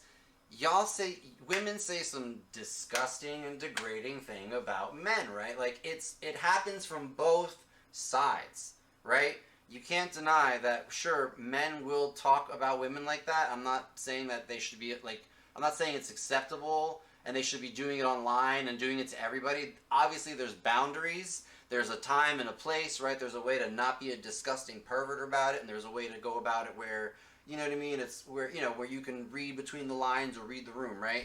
But the point is men do it and women do it too. And women can't deny that they do it because they do it, right? Half of the Aquaman trailers is Jason Momoa taking off his shirt or just already shirtless coming out of the water or in the water. Like, don't tell me they're not selling sex to women to get them to come see Aquaman, right? Like, you know what I mean? So it happens on both ends. So to sit there and be like, oh, Morgan Webb and Olivia Dunn weren't there to be easy on the eyes, that's not true. They were actually very much hired because they were appealing and they knew what they were talking about. This whole conversation with Frosk started because I don't know what she commented on. I think it might have been the Red Dead thing. I don't know, but she made some comments off of something, or she was reading, I think, a script, and it just made, like, I guess her comments didn't make sense, or it made it seem like she hadn't played the game. I don't know. She got called out for something, and trolls being trolls, right? They're going to call you out for something, and then they're going to attack you physically, personally, whatever, because that's what trolls do. So, I don't know. My only issue with her comments is that she loops the entire gaming community in there. I think if she had started off and said, I noticed that there is a band of trolls, right, in our feed right now, right? I'm seeing that there's a couple of people who are under the age of 15, or they are adults who live in their parents' basements, but they're being trolls. And, you know, I just want you guys to know that that shit doesn't bother me, right? Like, you can troll all you want. I don't know. She should have handled it differently. I don't think that was exactly the time and place to have a meltdown and freak out. Yeah, I thought that was, I don't know. I thought it was very, very weird. You leave Jason out of this. Yo, D's nuts. What's going on, man? Sorry, I was, I'm in the middle of this podcast, and I just wanted to talk about this and not get thrown off. But I don't know, when she comes off and says that, I know that I'm not as bangable, like, I mean, even if people are saying that in the chat, I don't know. Like I said, I have people comment and say that I'm not good looking, or I'm bald, or I'm whatever, and I'm like, that's okay. You know what I mean? Like, I don't really care. You're That's a good fine. person. Like, it doesn't bother me. I have thick skin. I knew that when I made a Twitch account, I was gonna have to have thick skin. No, it's fine. It's fine. I thought it was fun. I had such a good time. I was talking to Shadowhawk about it. I was like, man, I know women talk about Golem's men a really the good same way. sport. That's what I know said. they do. So it's like, you know, I don't know. Why do we have sex so much in the first place? Because we're people. We're human beings, and we're attracted. Like, we're put on this earth to. If you think about animals, right? An animal's instinct is to survive and procreate. Survive and procreate. Sometimes it's to survive to procreate, right? Because they want their species to continue on.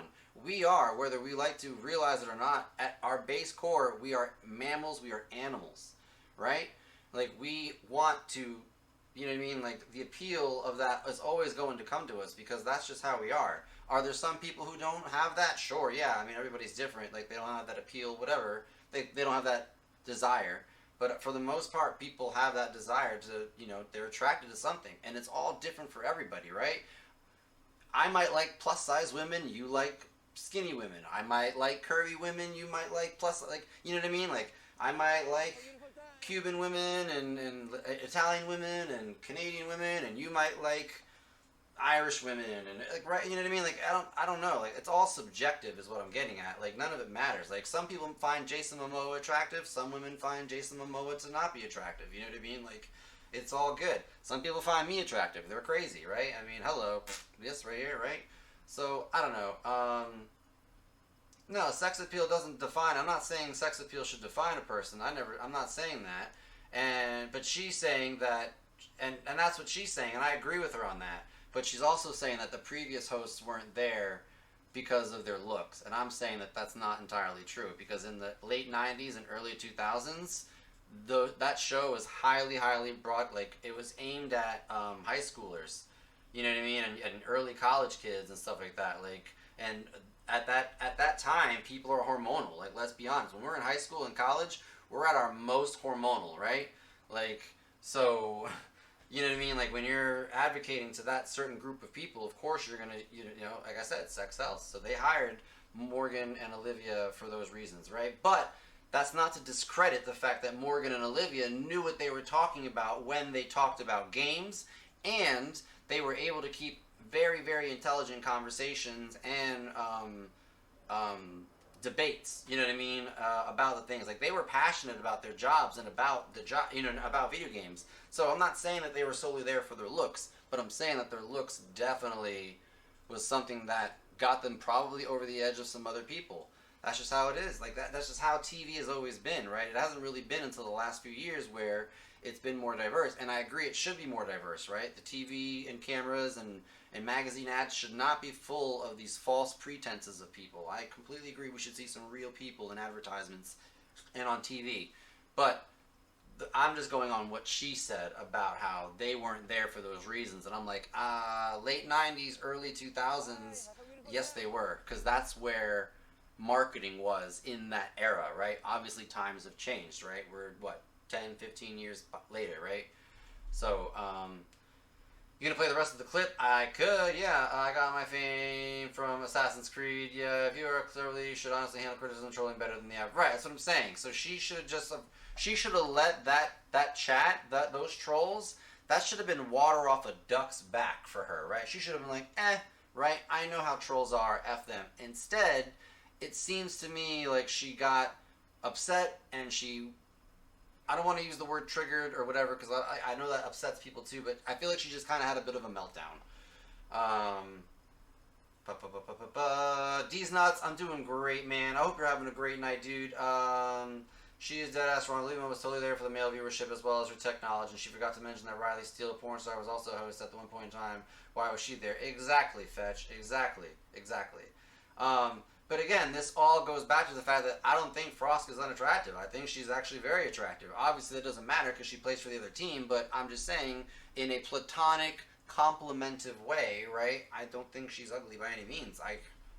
You know what I mean? Like, the other pictures I pulled up of her, right, when she was, like, modeling, like, where she looked like she was kind of modeling, and, you know what I mean? Like, if it wasn't obvious that she played for the other team, I would be like, I'd want to hit on her. You know what I mean? Like, I don't think she's ugly at all. So, I just think that the way she looks here, obviously she's doing her best to not look like the other. Like, look, like I said, when I Googled her here, images, you know what I mean? Like, she's not ugly, you know what I mean? Like, you know what I mean? Like, I wouldn't say she's unattractive, you know what I mean? Like, I don't know.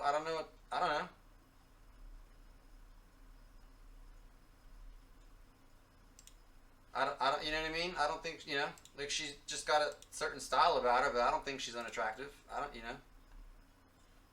I just think in this particular, right, today, right on that image, that day, that's why I feel like she kind of went out of her way that day to, she's dressed in a hoodie and she's covering up, whereas some of these other images, right, she's not so much, Even this one where she's kind of proper, she's got something that's, forming her figure. It's whole, it's showing off her shoulders and it's complementing her figure, right? Whereas in this, like, she's clear, so I don't know. Like I said, obviously in that G4 clip, yeah, she wasn't, you know what I mean? But I don't think she's an unattractive person by any means. I think she's actually quite attractive.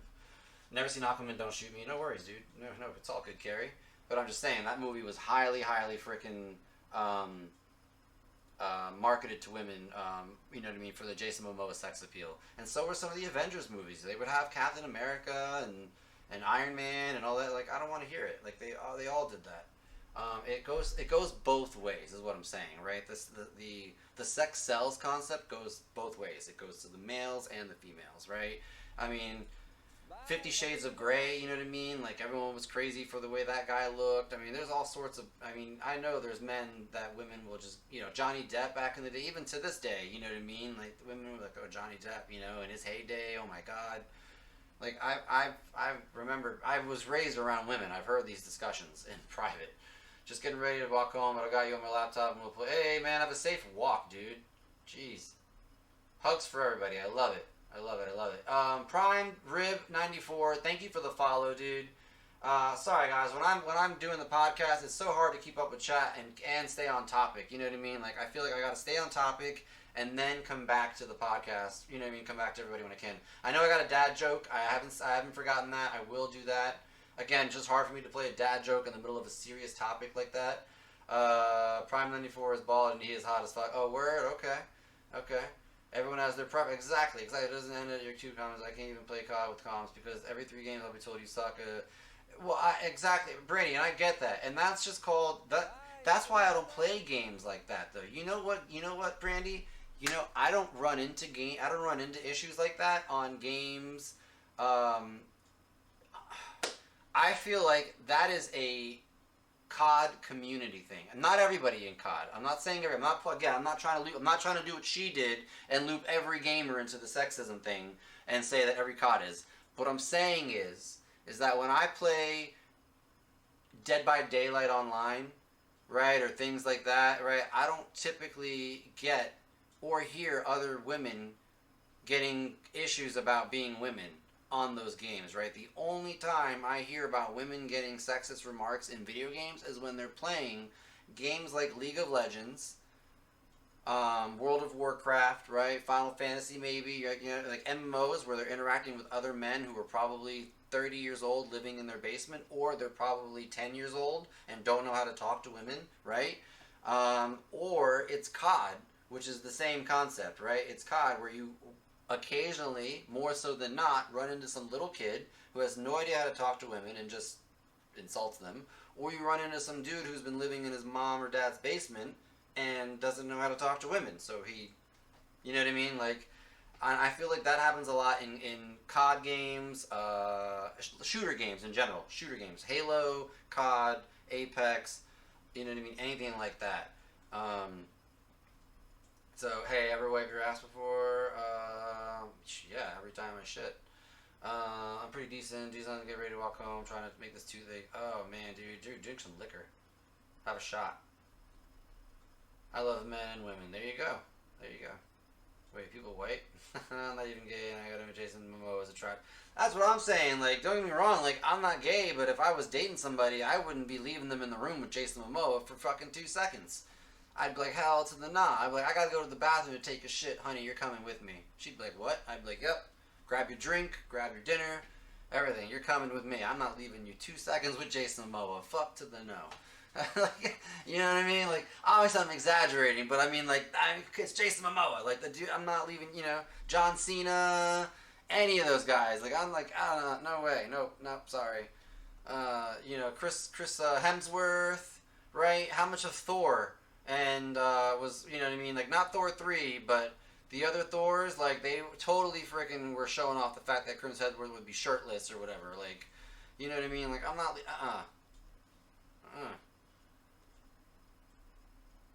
Jason Momoa is also now single. This is true, which is funny because usually attractive actors are often portrayed as dumb in movies, yet all the roles he plays has maybe more than just the dumb jock. Yeah, no, for sure.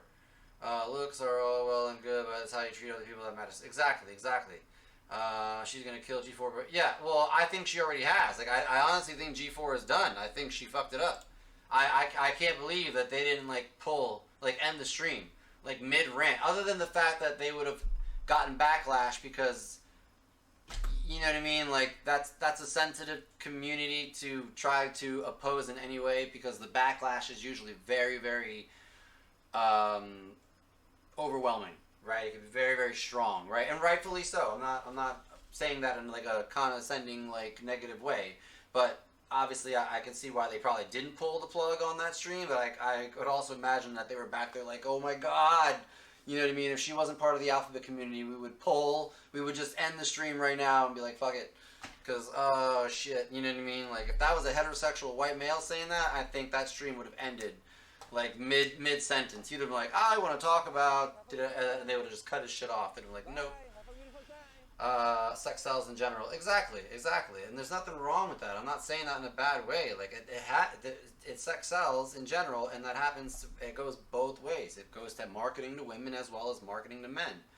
You know what I mean? If I looked like anything like Jason Momoa and I sat here on these streams shortly, I don't look anything like In fact, I don't look anything like Jason Momoa. And when I do shirtless streams or tank top streams or I do push-ups, right? How many women, you know what I mean, will be in the freaking chat being like, oh my god, oh my, oh, da-da-da-da, right? And, like, I take it as a compliment because I don't really get compliments a lot, right? I don't leave my house often. I don't meet a lot of IRL people. So, yeah, I enjoy the compliments. I don't see it as degrading. But at the same time, I am being sexualized. But I'm not, you don't see me sitting here being all upset about it. You know what I mean? Like, I know that comes with the territory. I wouldn't be doing push-ups on stream if I didn't think to some extent it would be, you know what I mean? Like, I know what I look like in a tank top. You know what I mean? Like, I'm aware. So when I wear those things, I know. You know what I mean? Like, I'm aware. It's not because I'm cocky. It's not because I think highly of myself, but I just get that I have a decent pecs and decent arms. So when I wear tanks, chicks usually are like, oh, okay. So, you know, I don't know. Like, it happens to both genders. It happens to both genders. They make a big deal about Dead or Alive. Yeah, for sure. But did they ever mention how basically every guy in Street Fighter has muscles bigger than the average person's head? Right, exactly. Same way in anime, right? In anime, they totally sexualize women in animes, right? But at the same time, you look at the men, and they're all these freaking beefcakes half the time, right? Even if they take off their shirt, they're cut up like Spider-Man. You know what I mean? Like Peter Parker, right? Lean and cut like me. Like lean, small, and cut, right? I'm not a big Jason Momoa wall type, right? But when I take my shirt off, I'm lean and cut, right? You know what I mean? That's why I look good in my Spider-Man outfits, because I fit the build. So it's just, you know,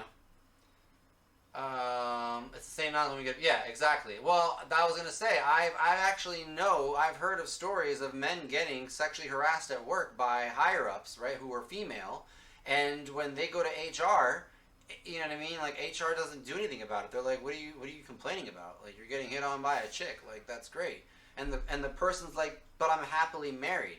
And the more this goes on at the office, the more it's going to be assumed that it's going to go to the next level. And I don't want to go to the next level with this person because I'm happily married with my wife. This needs to stop. And HR does nothing about it, right? But if a woman did it, right, that dude, not only is he fired, but he can't get another job anywhere else. You know what I mean? Like, he's done for. He's Me Too'd and done. Right? You know what I mean? So, like, it doesn't, you know what I mean? Like, it's men kind of get the short end of the stick. And I'm not saying it's easy for women, because it's definitely not easy for women, because it takes a lot of courage and everything for them to come out and stand up against anything that's going on against them like that. Like what's going on at Blizzard, right? I totally stand for all the women who have stood up and said I was heavily you know, discriminated against at Blizzard or sexualized, or, you know what I mean? Like, and I want to take, you know, I'm all for them. They should stand up, by all means. It takes a lot of courage, but at the same time, it happens to men too, and when it happens to men, it gets overlooked a lot more than when it happens to women.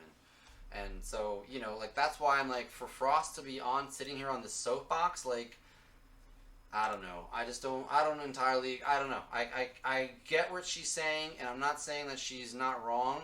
My issue with what she said is that she included the entire gaming community, right? She included you, she included me, she, like, without even knowing she included us, right? She included us because we're part of the gaming community that she is talking about. And it's like, she should have said, I want to address the trolls, right? I want to address the small portion of the gaming community who are trolls. You know who you are.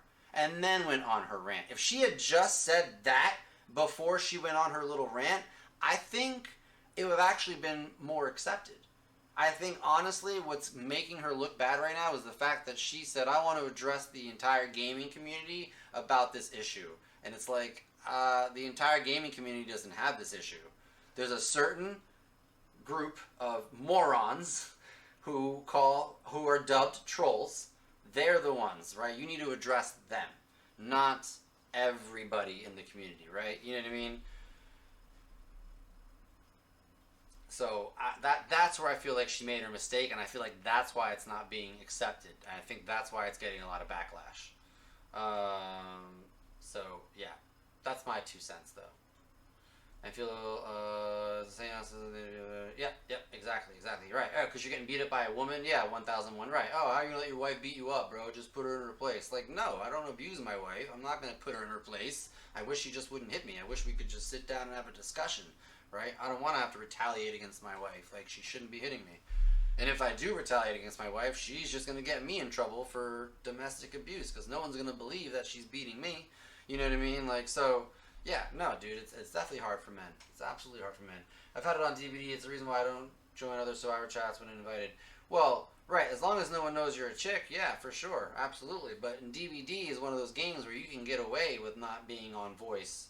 You know what I mean? You can listen to everybody else and not be in voice yourself and still benefit, right? And still play the game, like, rather well, right?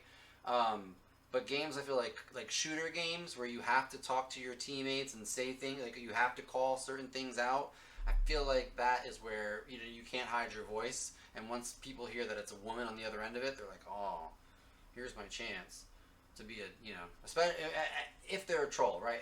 When I play with chicks, I don't give a shit unless the girl flirts with me. I'm not gonna try to flirt with her. I'm not gonna try to make her feel like anything other than another video game player, right?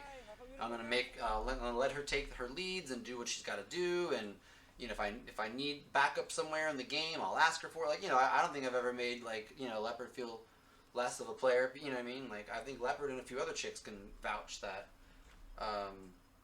I don't make them feel less when I play games with them just because they're women. I play games with them just like I would with a guy. Except for when Leopard and I flirt with each other, because that's just different. If a man is being abused by his white girlfriend, he should speak up without fear of being mocked. Right. I feel like this young lady didn't realize that the large portion of the game community is not woke. Yeah. Well, like I said, she just should have addressed the trolls. That's all. Brian eating my food, you shouldn't. Okay, John Cena's just big. Other than that, he's ugly as my ball sack. Hey, I agree. I'll never look at John Cena the same again.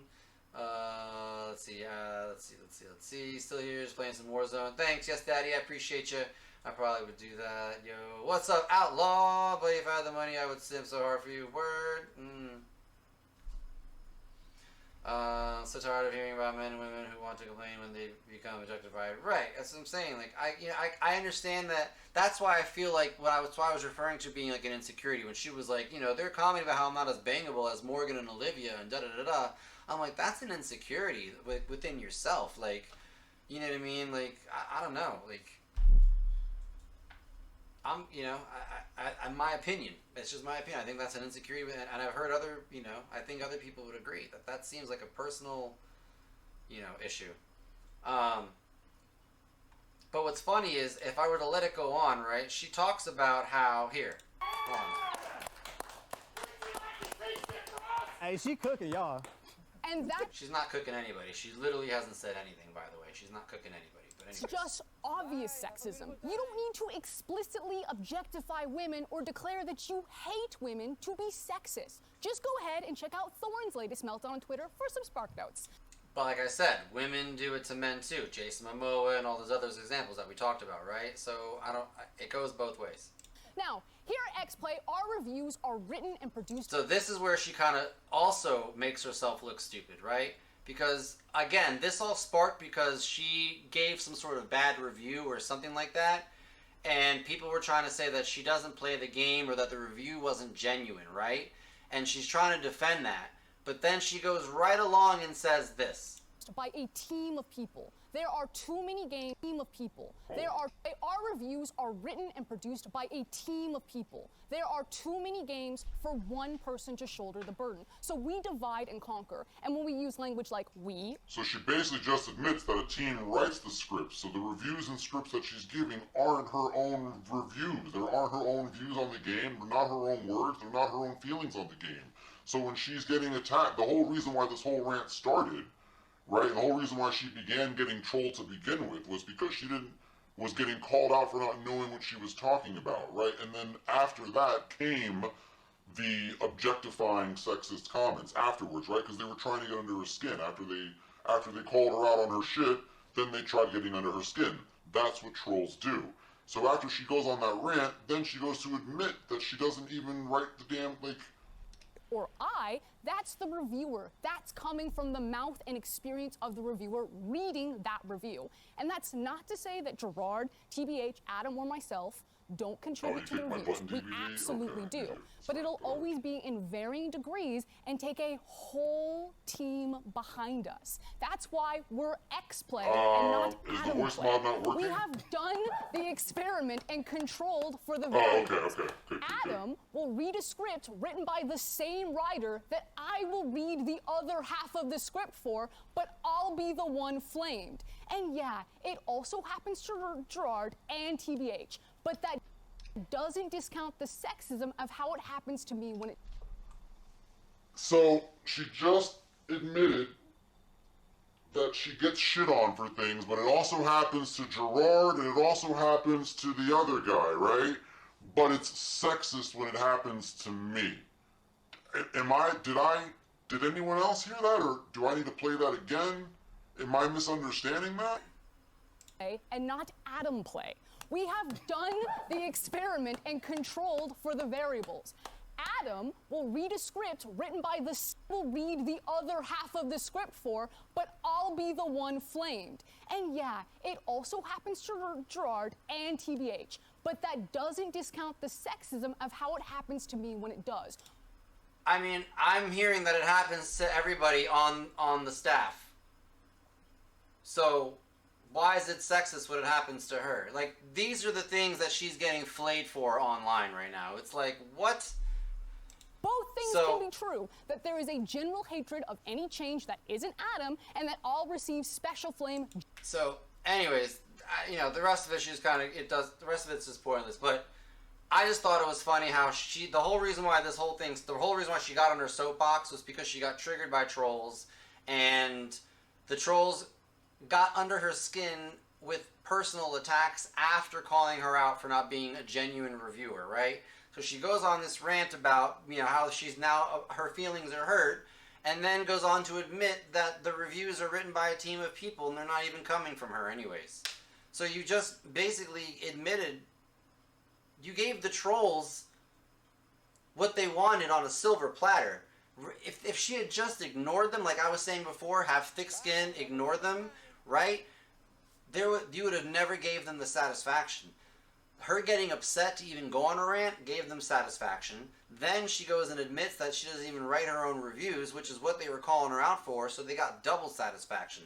Those trolls went to bed that night sleeping sound. It's just like, I don't know, she just...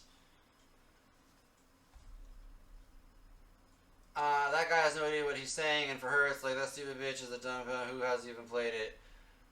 I mean, I guess, but I've seen that happen to guys too. Like, I've seen it not from women, but from guys. Like, oh, that guy's an asshole. Like, that guy's a fucking moron. He doesn't know what the fuck he's talking about. You know what I mean? Like, stupid fuck. You know what I mean? Like, yeah, I've seen people tell guys to go jump off a bridge for their reviews on YouTube. You know what I mean? Like, you know what I mean? Like, I've seen guys get shit. You know what I mean, for it. Like, so that's why I'm like, I don't know.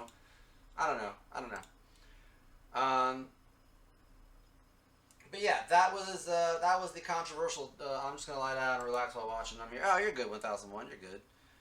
But yeah, that was kind of that was the last topic of the night. It was kind of controversial. I hope, you know, I hope that we were able to talk about it in an open manner and in a mature manner, right? I don't want anyone to ever feel excluded or like hated on. Everybody's welcome to my channel. You all know this. I've supported streamers who are gay, lesbian, trans. I've helped trans accounts get to affiliate. Like, everyone's accepted by me. You know that. I don't really care. I just don't, I don't like when people include an entire community for a group of idiots. And I just feel like she was getting trolled that day.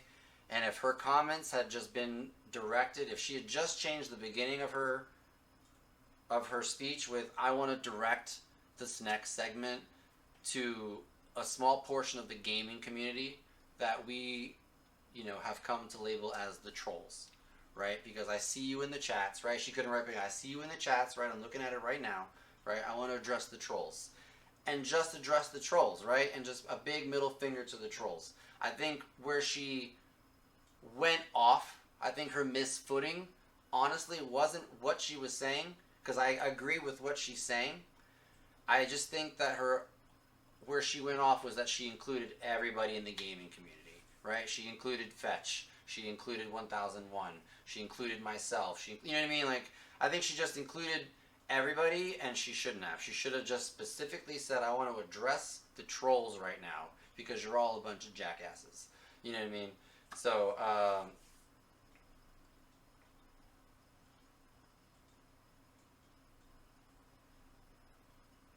I would agree with it being unprofessional because it was done on G4. She should have handled it on her Twitch. Like, she could have posted a video to TikTok. She could have posted that video to her Twitter. I think that's the thing that she should have done on her own. I see the unprofessionalism because it was done on G4, and now G4 is going to suffer the backlash, right? G4 now has to do all the cleanup, right? And they have to like worry, like they've been losing subscribers on YouTube by the thousands.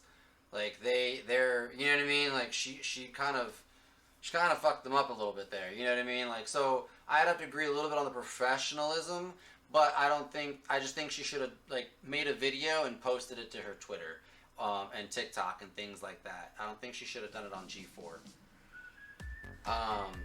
That's all.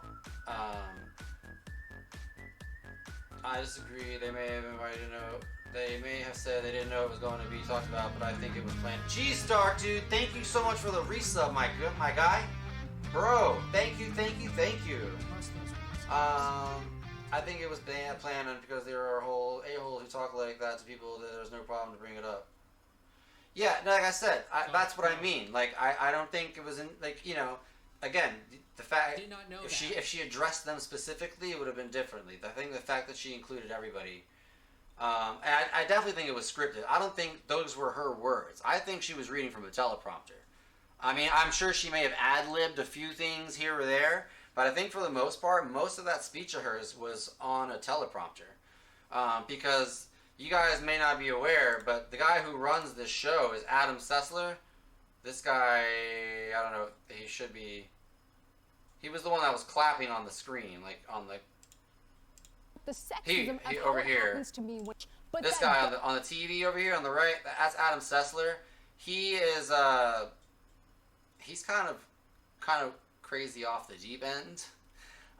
Like he's made Twitter posts about wanting his Republican family members to die, like, horribly and shit. Like, he's a little, like, you know what I mean? Like, I don't care. Like, I don't agree with Biden and shit, but I don't wish death on Democrats. Like, that's a little extreme. You know what I mean? I don't judge people by how they vote every 4 years. You know what I mean? I judge people on their character every day, right? What they do every day to better themselves and improve themselves and help others and help the community. Things like that. I don't judge you by what you check on a card every 4 days or every 4 years. So Adam Sessler's kind of a little off the deep end. So anyways, he runs this show, so I could see him allowing this going on the teleprompter. I feel like she read this from a teleprompter, but she might have ad-libbed some segments for sure. G-Man, how are you tonight, dude? Welcome in, buddy. Baal, good to see you, man. I'm well. How have you been? It's good to see you. Empress Coke, take care. The problem is the group trolls are the size of an elephant compared to us, the nice guys. Well, that's what I'm saying. A majority of the gaming community is not a bunch of sexist pieces of shit. And that goes to both the males and the females, right? There's just a small group of idiots, you know what I mean? Just morons. You know, it's like a religion, right? You can have Christianity, and then you have those fucking psychos, right? That like take it to the next extreme, right? You've got Muslims, and then you've got the crazy jihads. You've got the, you know what I mean? Like, it's like, you know what I mean? Like, there's always extremists in every group, and I feel like the gaming community is the same way. You've got your gamers who just want to game with everybody, and they don't give a shit what you are, male, female, gay, lesbian, trans, whatever. And then you've got those extreme idiots that are just like, and they're not even extremists. They're immature, is what it is. They're literally just immature, underdeveloped people who either haven't left their parents' basement in so long that they don't know how to interact with other people, or they're literally too young to have developed the social skills to know how to interact with people, so they're just insulting, right? Like 8-year-olds, 10-year-olds, you know what I mean? Like, not that there can't be some advanced 8 to 10-year-olds, I'm just saying, most 8 to 10-year-olds, they're not, you know what I mean? They're just saying things, they don't, you know, they don't think they can get in trouble. Oh, it's over the internet, how can I get in trouble? And then it gets, you know, their account gets banned on Xbox, and they're like, whoa. And then dad's like, why did that happen? Oh, because your kid was talking shit to somebody. You know what I mean? Like, I remember those days where your 360 account would get banned, and it was like, why? Oh, because you were talking shit to somebody? Oops, you know what I mean? G4 hasn't been good since it was on cable. Well, I liked it back, you know, it had its peak. It had its peak, but then it definitely started to go down, and that's why it went off air. But I think it went downhill because we started getting like, YouTube came out. I think that was the end of G4, was YouTube. That's why I don't even think it needs to come back, because we have gaming news channels, right? I've already told you guys about Spawncast, or Spawnwave, and RGT85, and Modern Vintage Gamer, and there's already a bunch of people that I go to for gaming news and updates and things like that, right? That I don't need to go to G4. You know what I mean? And I like going to those individual guys because those individual guys are allowed to say what they want to say because they're not sponsored by anybody that prohibits them from giving their opinions, right? Whereas on G4, like she said, things are written out, they're scripted, and you have to say what's there, otherwise they're not going to record it and air it, right? So therefore, you know what I mean? Like you might not agree with what you're reading, but you have to read it anyways if you want to keep your job. Right? I don't like that kind of journalism. I like the raw journalism where they're going to give me their opinions and tell me like it is. So that's why I prefer, you know, YouTubers who are doing journalism on video gaming versus, you know, things like G4. So 10 months already, dude. I know, man. We have a 1-month-old baby, you and me. You said she included everybody. You said that if a woman goes to HR, then the issues handled the most. No, I mean, I said that it's not always easy and it doesn't always work out. I said that it's not always easy and it doesn't always work out. I was very specific to like, I understand that it doesn't always work out and it's certainly not easy and it takes a lot of courage for a woman to do that. But the probability of something happening, like something actually coming out of that, and the male antagonist getting what's coming to them, the probability of it is much higher than if a male was to go to HR and complain about a female who was sexually harassing them, right? Because it's the double standard, right? When it happens to a guy, right, you're supposed to be high fives for us, right? And when it happens to a girl, it's supposed to be oh no, right? And I think that's where kind of the issue lies a little bit, is because there are men who are happily married and they're like, I don't, like, this isn't a high five moment for me, right? I don't want to have to sleep with my boss in the next 2 weeks, month, 6 months, whatever. Like, I don't know how long it's going to take to progress there, but the sexual harassment is so bad that I'm uncomfortable at work, right? I'm not saying it's easy for women. I'm just saying that it's easier to get a Me Too type situation going for women than it is for men. Like, it's, you know, like, that's why there was such a big thing about it, you know what I mean, a couple of years ago, and men were getting canceled left and right from Hollywood for the things that they did, like, in their 90s and 2000s, because, you know what I mean, like, I just think the probability is higher for a woman to have a successful outcome than it is for a man. But I'm not saying that that automatically makes it easier for women to file these complaints and get the justice that they, you know, ought to be served, you know what I mean, ought to have. I completely know that it's not easy. It's definitely, it's harder for men, I think, in that situation. That's all. Arcade Talk is going well, man. We've been covering a lot of stuff, dude. We're on a serious topic right now, but we've covered Twisted Metal getting a reboot and a TV show. We've covered Takes Two, which is the company behind Bioshock, Borderlands, and a couple other companies. Games. They just bought out a big mobile game company called Zynga for $12.7 billion. We talked about the Ezio collection coming to the Switch. We talked about an unofficial Code Veronica remake by a group of fans. And we talked about Halo Infinite kind of being dead. The Halo hype is dead. And and we talked about Pokemon Arceus a little bit. There's a little controversy behind Pokemon Arceus. And then the last thing we're on is the G4 meltdown. There was a League of Legends, big League of Legends player named Frosk, and she kind of had a little bit of a meltdown on G4, which is on their big returning debut show, and she kind of had a little bit of a meltdown towards like sexual harassment in the gaming community.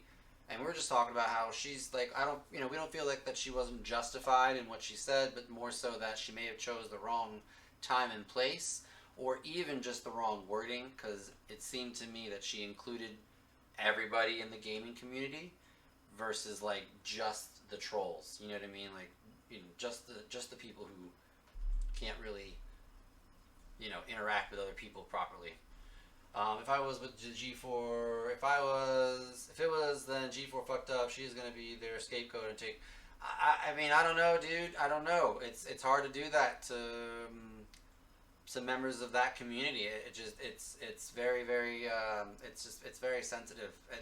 and I mean that respectfully. I'm not saying that like in a they have like a privilege type thing. I just mean like it's when it comes to firing or removing people like from that community, you have to be very, very careful, because the backlash could be that it was because they were part of that community when it may not be.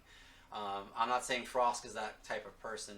I'm not saying that people from that community do that, in a villainous, malicious way.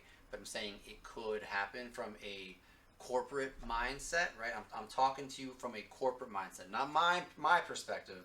This is a corporate perspective, right? G4TV would say, hey, the risk of us letting her go after that would make it seem like we do not support that community, and we might get backlash. So I feel like G4 right now is stuck between a rock and a hard place, where they might not be too, I don't know, they might regret what just went down, but they also don't want, they also want to support her. So I think it's kind of a rock and a hard place. Mez, let's go. What are you doing, man? Good today. I had to get some groceries for dinner and was busy editing some videos. Nice, dude. What kind of videos, man? Some clips? Oh my gosh, that actually stood on the cookies! That actually the cookies, chat! I've been alright, thanks. I feel like people can have different opinions, and that's fine. We don't have to get upset over it, and we can... Yeah, totally. I'm totally okay with anybody disagreeing. I'm not trying to convince anybody or change anyone's mind. I'm giving my perspective. You guys can totally think I'm in the wrong. I don't want to be hated for my opinions. This is a podcast, right? We're talking about this, and that's all it is. And I'm certainly not trying to discourage anybody's or diminish anyone's feelings on anything, right? I completely acknowledge what everyone's saying. I've been very supportive, like Brandy and I have been discussing, and I've been very supportive of what Brandy's been saying. And I think her and I have been having a discussion very well without diminishing each other, right? I think we're being very respectful of each other's opinions and perspectives. So yeah, I think we're having a very healthy conversation. I could be in the minority here, but I think we're having a very mature conversation on the topic without it being like ugly. So, which is what I aim for, because I don't want anyone to feel like shit. What's up, Stevens? It's good to see you, man. I'm doing good. I'm doing great, dude. Just having a fantastic podcast. Been talking about a bunch of stuff with people. We went over a Twisted Metal reboot and a TV show. We talked about a unofficial Resident Evil Code Veronica remake. We talked about the Ezio collection coming to the Switch. We talked about Take-Two buying Zynga Industries. We talked about the Halo hype kind of dying out, and now we're talking about the G4 meltdown. But yeah. LVG's a champ. Man, you guys are awesome. The tournament. Oh, for Stevens, I'm assuming, or for Mez? For Mez, right? I must say, LVG takes the balls to cover this topic. Kudos to you, pal. I'm constantly avoiding shit like this on Twitch. Good luck, dude. You got this. Wow, sounds like a bunch of great topics. Yeah, I like hearing the arcade talks. Thanks for the host, G. I appreciate the hell out of that, dude. I really, really do. Thanks, Fetch. I mean, I'm not afraid to... I don't talk about them a lot. It's not something that I advocate to talk about a lot, but it was in the gaming news. Like, there's no way, like, having a gaming podcast, I can't, like, G4 is big. It's been all over Twitter and YouTube all week. There's no way that I can consider myself a gaming news podcast and not touch this topic. Like, I know it's a touchy topic. That's why I left it for last, because I'm like, if I have to cut the stream short over it, I will, because I don't know how it's going to go.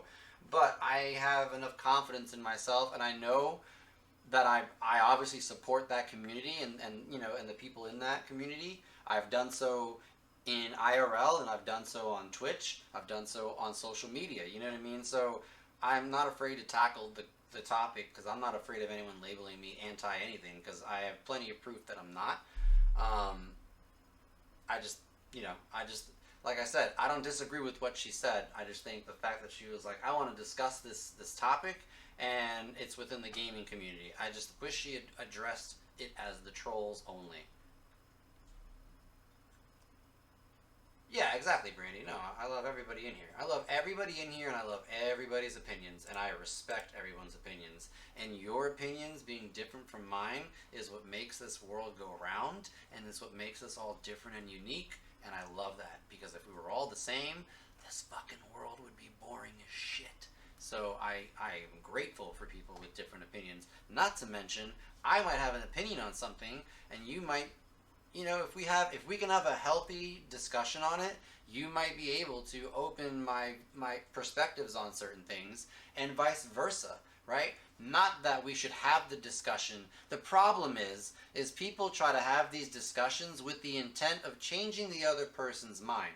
I don't have these discussions with you guys with the intent of me changing your mind. I have the discussion to give my opinion on it, right? And to hear your opinions on it, and then have a healthy discussion on it, and maybe see other people's perspectives. Because you know what? I have 4 walls around my fucking house. I have nobody else to talk about these issues with, right? So when I see these on YouTube, you know what I do? I pack a bowl and I talk about it to myself as the host of the YouTube channel is talking. It's almost like I'm having a discussion with the YouTube host, right? Even though it's not live. You know what I mean? He's going on his points and I'm kind of like, oh yeah, true, this and that, da da da, blah blah blah. And you know, and so I write my notes down, and then I'm like, cool, I'm going to take these things and I'm going to take it to my podcast where I can actually have a discussion with real people and get actual other opinions on it, whether they're like mine or not. And then I can do this thing that most people are afraid to do, and it's called growth, right? I can grow as a human being because I can get other people's perspectives on it, whether I agree with them or not. You know what I mean? Like, I don't have to agree with someone's I don't know. I don't have to agree with somebody doing something to understand that that they're going through something, right? Like, prime example, I don't have to understand the process. Like I don't want to say the process. I don't have to understand the mentality. How do I say this? I'm trying to think of the right way to word it.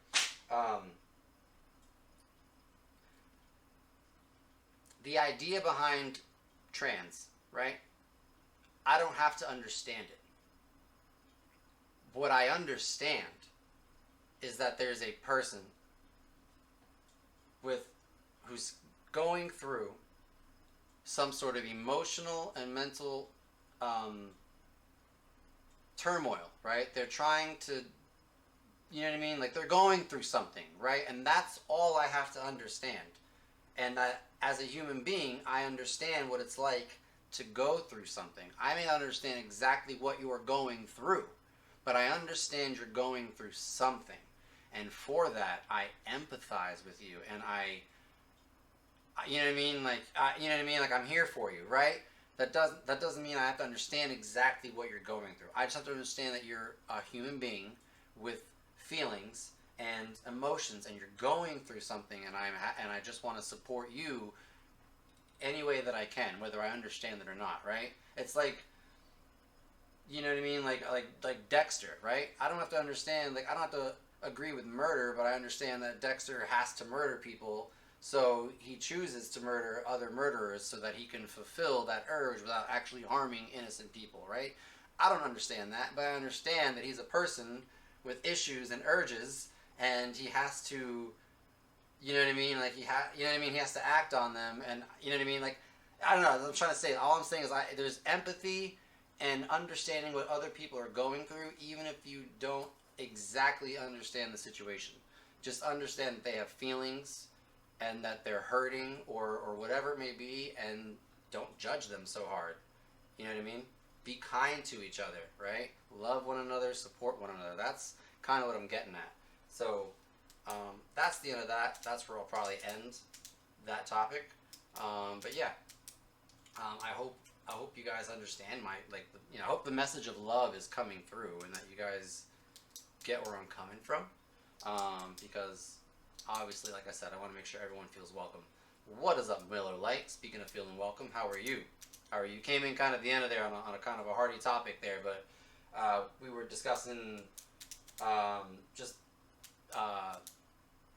women being like sexualized and stuff in video games, in the video game industry, and I was talking about how it happens to men as well, and you know,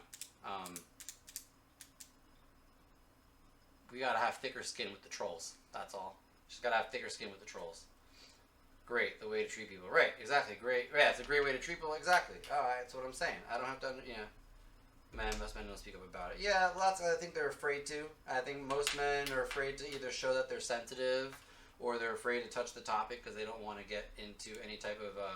They don't want to offend anybody or get into any sort of trouble, right, or something like that. And for me, I'm kind of like, you know, I don't ever come at anything from a hateful mentality, so I was confident that I could talk about this without it coming off as like, wow, you know what I mean, you're very, very angry or hateful, or it's clear you don't like a certain something, because I love everybody, so I was confident that I could talk about this without pissing in anybody's Cheerios. So I hope it worked out. I hope you guys enjoyed. I hope we all, you know, grew closer by learning more about each other and growing, you know, like that's one thing for me for sure, is I want to grow closer to everybody, and I hope that the more I open up about things like this, it becomes easier to do that. But yeah, dappy dap, man, dappy dap. Let's see here. Let me find someone real quick. Bye. Have a beautiful time. Let's see. Prognostic. I don't know what that is. Prognostic. I don't know. What is prognostic? That sounds cool. That sounds like fun. A retro game. What is he playing? What is he playing? Oh, wow. Shenmue. That's a good one. That's a good one. Oh, and they're showing me. Dang, I got him up. Let's go. The Artful Escape. Ooh, that sounds good. Dang. Got a couple targets in mind. I don't know who I want to go to. Alright, we either got an indie game or a horror game.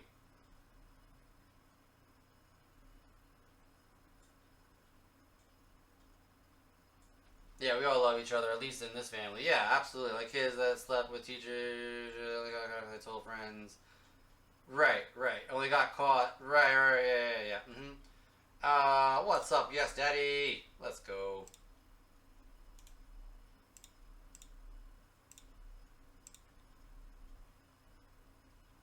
Brandy says horror, indie game, tricked your bot.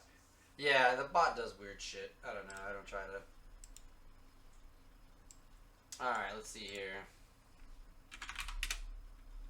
How do I've never done like a poll type thing. Let me see here.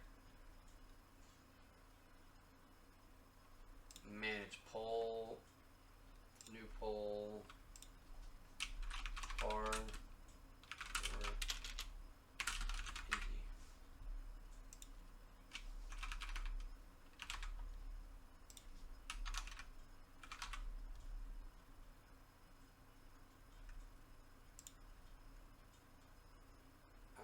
let's see here. We'll do it for like 2 minutes. Hopefully that works.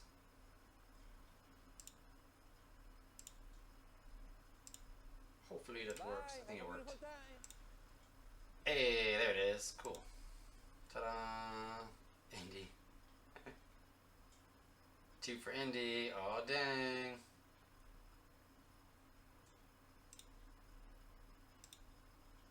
Oh, we gotta vote for horror. Oh, snap. That might have been Brandy. Nope. No, now we got 2 and 2. It's split. Oh, dang, we got a third vote.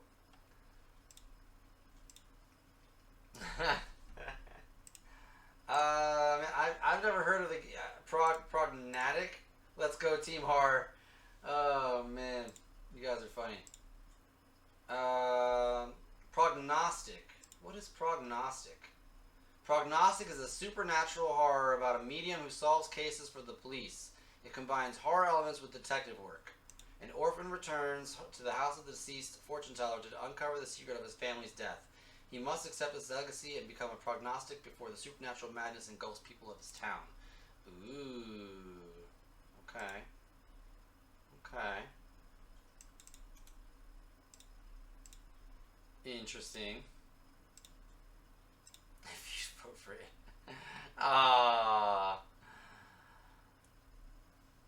Some interesting topics. Thanks for sharing for sure. Hey, Bao, thanks for hanging out and listening. I appreciate it. Alright, we got 4 to 2. So there we go. Alright, the indie game was going to be a game called Artful... What was it called? Artful something.